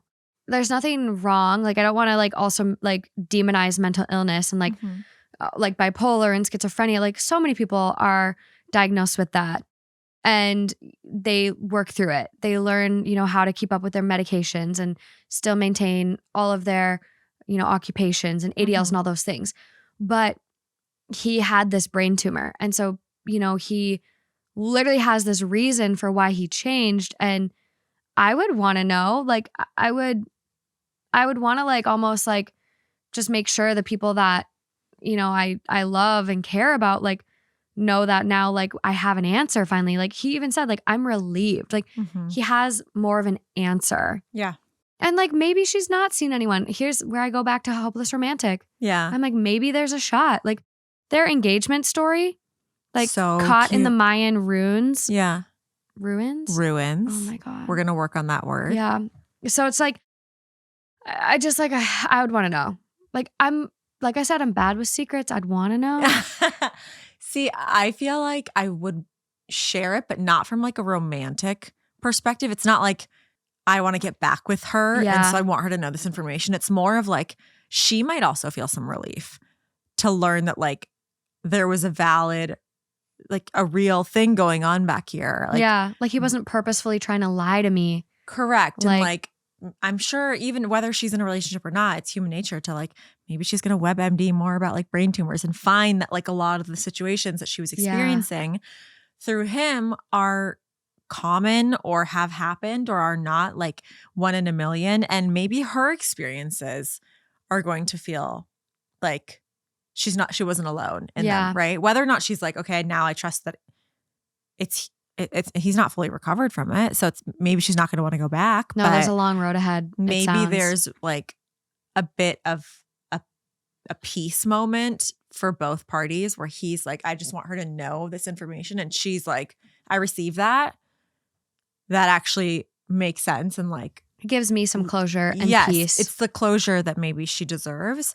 I would tell the friends. And also as your mutual friends, I would hope that they present it to her in a way that is delicate enough where they are respectful of her situation. And if she is engaged or dating or hates his guts, whatever it is, they present it in a way that's really respectful of what stage she's in life. Well, and I think as long as there's no, I have my own hopes of maybe they could You come want back everyone together. to end up together. You are you love love. I love love. That's the best way to describe me. I love love. But I think if he says it with no ulterior motives and approaches the friends you're saying and it's just hey, you guys, I just found out I have a brain tumor and that explains, what's been happening to me. If you could pass it along, I'm not looking for anything. Mm-hmm. If she wants to reach out, she can, but there's no pressure. Could you just, let her and Johnny, the brother, know? Just that'd mean a lot. Yeah. And just leave it at that. If there's no ulterior motives or you're not looking for anything, I feel there's no harm or no ill intention behind it. Yeah. Again, this goes back to what I said earlier about I can control what I can control. I can control me telling you or like telling the friends. Mm-hmm. But after that, like I can't have any expectation. I can't control her reaction, anything like that, right? Yeah. Like you just have to be at peace with knowing that was the right decision. Whew. Okay, let's get into the top comment on the original post. Can I just say one more thing? Yes. I feel like in the last situation, I was like, don't tell. That's really selfish. And in this situation, maybe it sounds like I'm saying like, you should tell and that could be selfish. But I think you should tell because it'll also potentially be beneficial to her. I think it could really provide some closure, which I was going to bring up about the last one. And maybe this is where OP was coming. Could telling my sister provide some closure that it had nothing to do with her? And now she can move forward finding her person. Maybe. Maybe we got to put both of these to the people. I'm open on that one. But for this one, I'm team like, I think it would be nice for her to know. Okay. I don't know what's about to come, and I'm so scared and nervous. I didn't read this one at all before. I have no idea what the update entails. Okay. I'm ready. Hit us with the comments. Okay, the top comment on the original post. If I were your ex, I would want to know. It doesn't mean that she'll want to have any kind of relationship with you, but on the off chance she still has feelings, that information would allow me to make some important decisions moving forward. Yeah. OP responds, No. What? I admit I do fantasize about us getting back together. Oh, my name is Morgan and but I'm literally going to cry. It's just so sad. Well, of course he does. Brain tumors. Oh. But I guess I should go into this with zero expectations. I just miss her a lot. That is really heartbreaking. Isn't there some like they say that it's like renovation, IVF, and like home renovation, IVF, and Travel. illness are the three things that like if you can get through those, like you can get through anything in a marriage. I could see but that. like a lot of couples get divorced over one of those three things. Mm-hmm. And illness, there's so many people that like, you know, it's not really death do us apart. No. Oh my gosh. Next comment down, tell her. My friend's mom had her and then had her two brothers like 10 years later. My friend used to talk about how different her mom was when she was growing up and how sad she was her brothers never got the mom she got. Well, it got bad when something happened at school one day. She was a teacher and basically retired for medical reasons. After that, they found a tumor like yours. She had the surgery to remove it, and after she recovered, she was her old self. Her personality had completely changed because of the brain tumor. I wish you well. As someone that blew up her life for no goddamn reason, I can relate to you. You have a chance to at least explain why you were like that. I have no excuse. Good luck. Oh my God. Oh my God. Everyone put us in our feels. That's really, damn. Yeah, she deserves that closure and she deserves to understand that there was a reason that there was such a shift. Yeah. And like what that reason was. Yeah, I think it could really provide some peace. And like if she is having a hard time moving on, maybe it'll like create a resolution. Yeah. Are you ready for the update? Oh, we have an update? We have an update. Okay, This update came April 8th. Okay. I'm scared. So first of all, thanks everybody for the comments and advice. I didn't expect my post to get as much attention as it did, but it was really helpful to get some perspective. Not to mention lots of support, including some very thoughtful messages. It got reposted on other places. I didn't even realize there was an entire ecosystem of TikToks devoted to rehashing Reddit posts. I guess I'm old, LOL. Including some news sites, and a few journalists and podcasters reached out to me. Not me. I'm just reading it now. I'm touched that my story seemed to resonate with some people, but I'm a pretty private person and I'm working through a lot right now. So apologies if I haven't responded to your messages. Long story short. No. I've decided not to contact my ex or her brother for the time being. I know some people were probably rooting for a happier or at least more interesting ending, but this is how I'm handling things for now.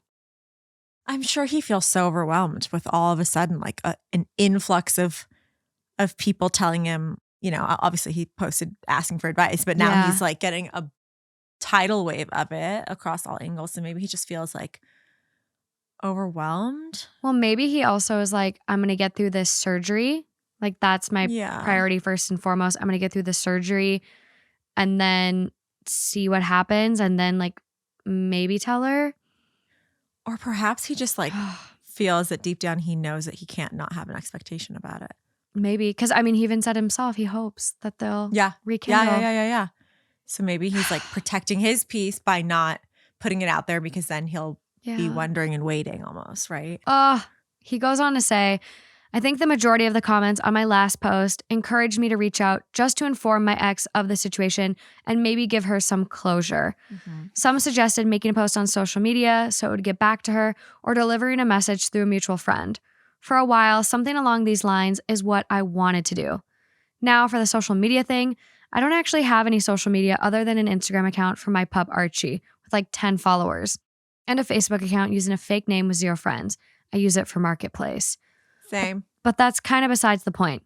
I think more importantly, not reaching out right now just ... feels like the right move. I guess the true question is, what would be the best way to handle this for my ex? How does this affect her? And honestly, the more I think about it, the more it seems like reaching out is the selfish move. No, see, I think reaching out is, I think the opposite. That's so interesting that he's saying that. I'm like, but that's like, we've been like talking about this and it's like, that's why there's so much gray area to all of these. Like a lot of these today, it could go either way. Huh. I wonder why does it say? So he goes on to say, she's always been a strong, resilient person. So I have no doubt she's managed to build a good life and move on. And I'd just be potentially interfering with that, stirring up old hurt and wounds and maybe adding a lot of confusion and other complicated emotions. And then, for the selfish perspective, I don't think it would be good for me either. I admit, a part of me fantasized about a situation where we got back together, all was forgiven, and we lived happily ever after. But I think that's exactly the problem. I realized there was no way I was going to be able to temper my expectations. So right now, with everything going on, it probably would be a bad thing to add it into the mix. I've always loved my ex-wife. We grew up together. I loved all of her quirks and her silliness and her strength, the way she always stood up for what she believed in.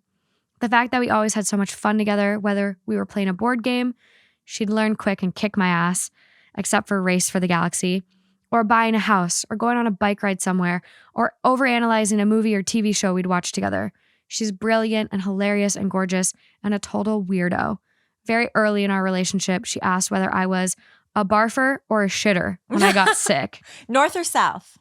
I was also the DM for a D&D campaign that she played in, and her goblin rogue would always peek tabletop gaming to me. I loved hearing her thoughts about everything. I miss her every day. And who knows, maybe we'll reconnect at some point in the future. I'm not ruling out ever contacting her.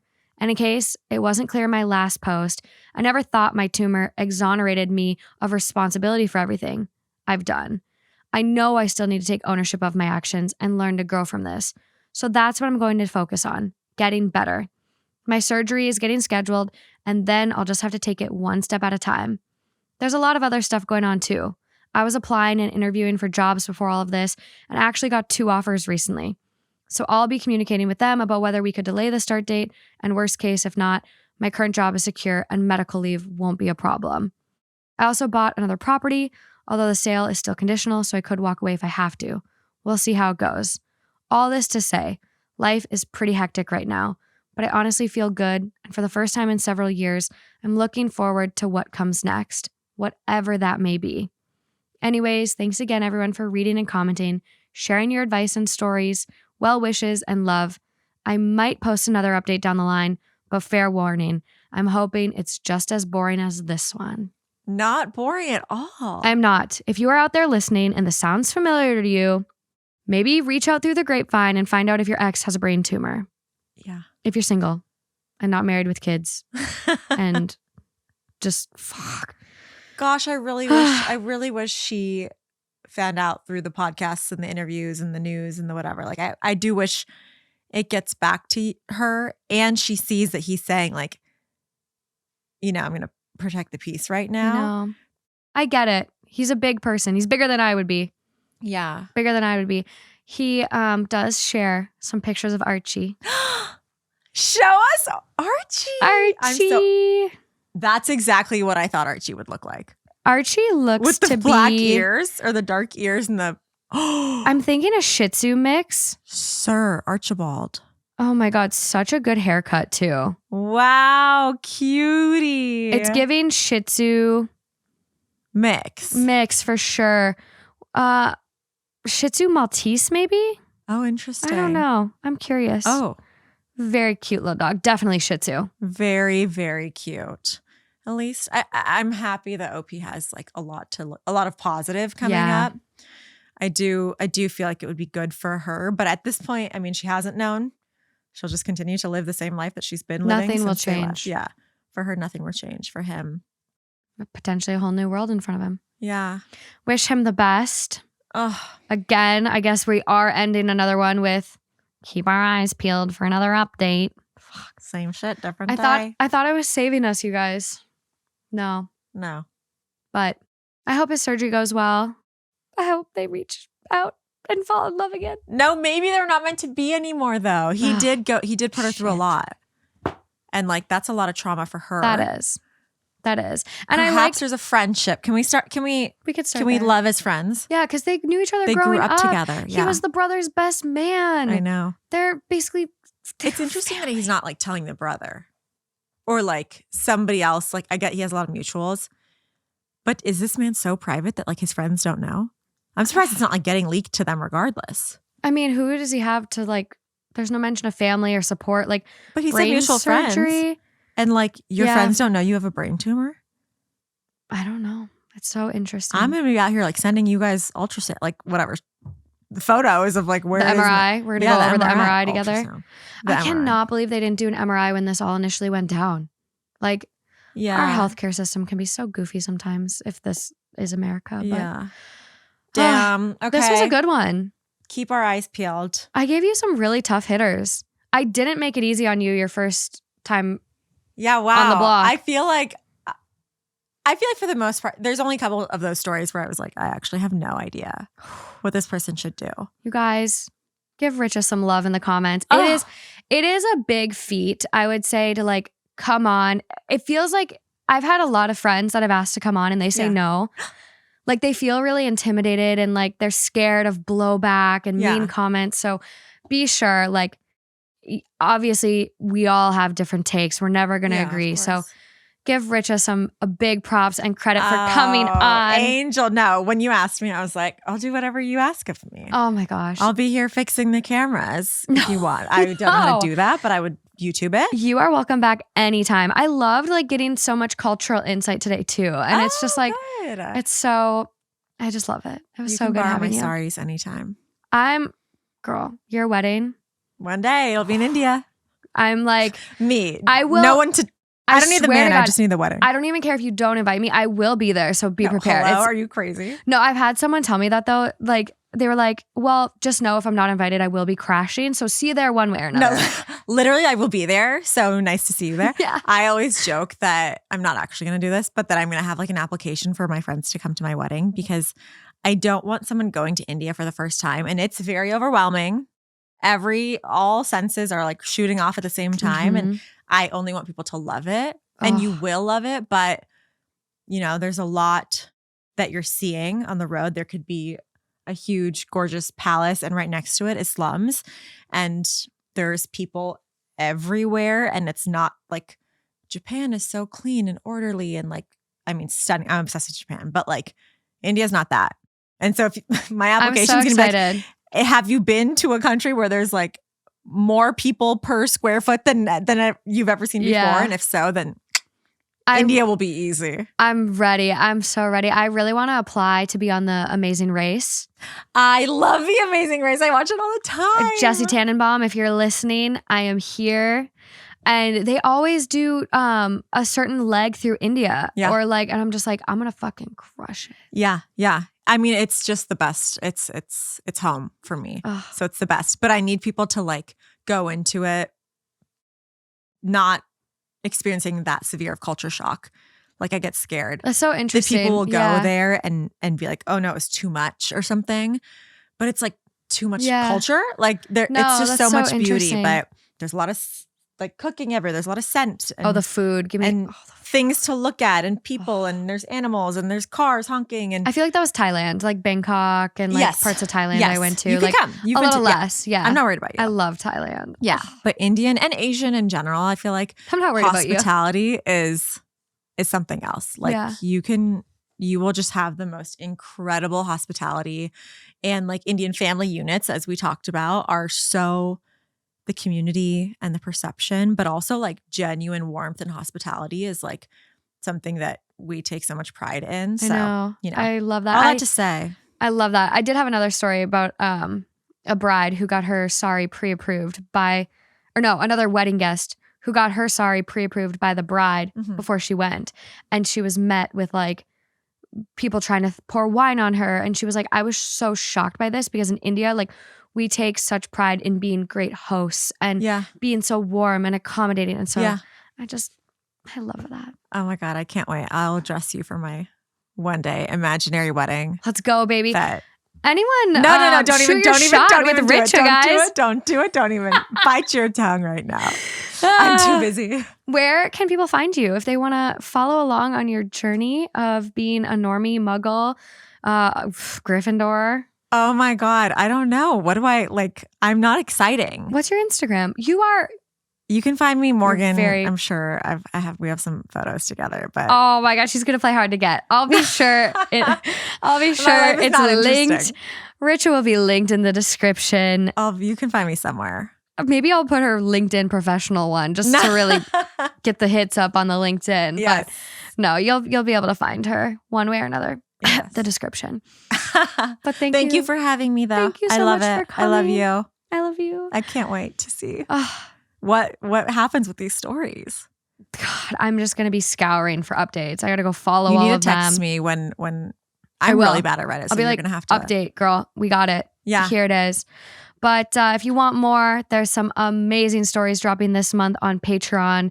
We're gonna be doing a big updates episode, and I think it's gonna live over on Patreon. Getting into a lot of updates from stories. We've had some big ones come out recently that are going into the folder. So be sure to keep an eye out for that. But other than that, until next time, thank you for being here. Bye.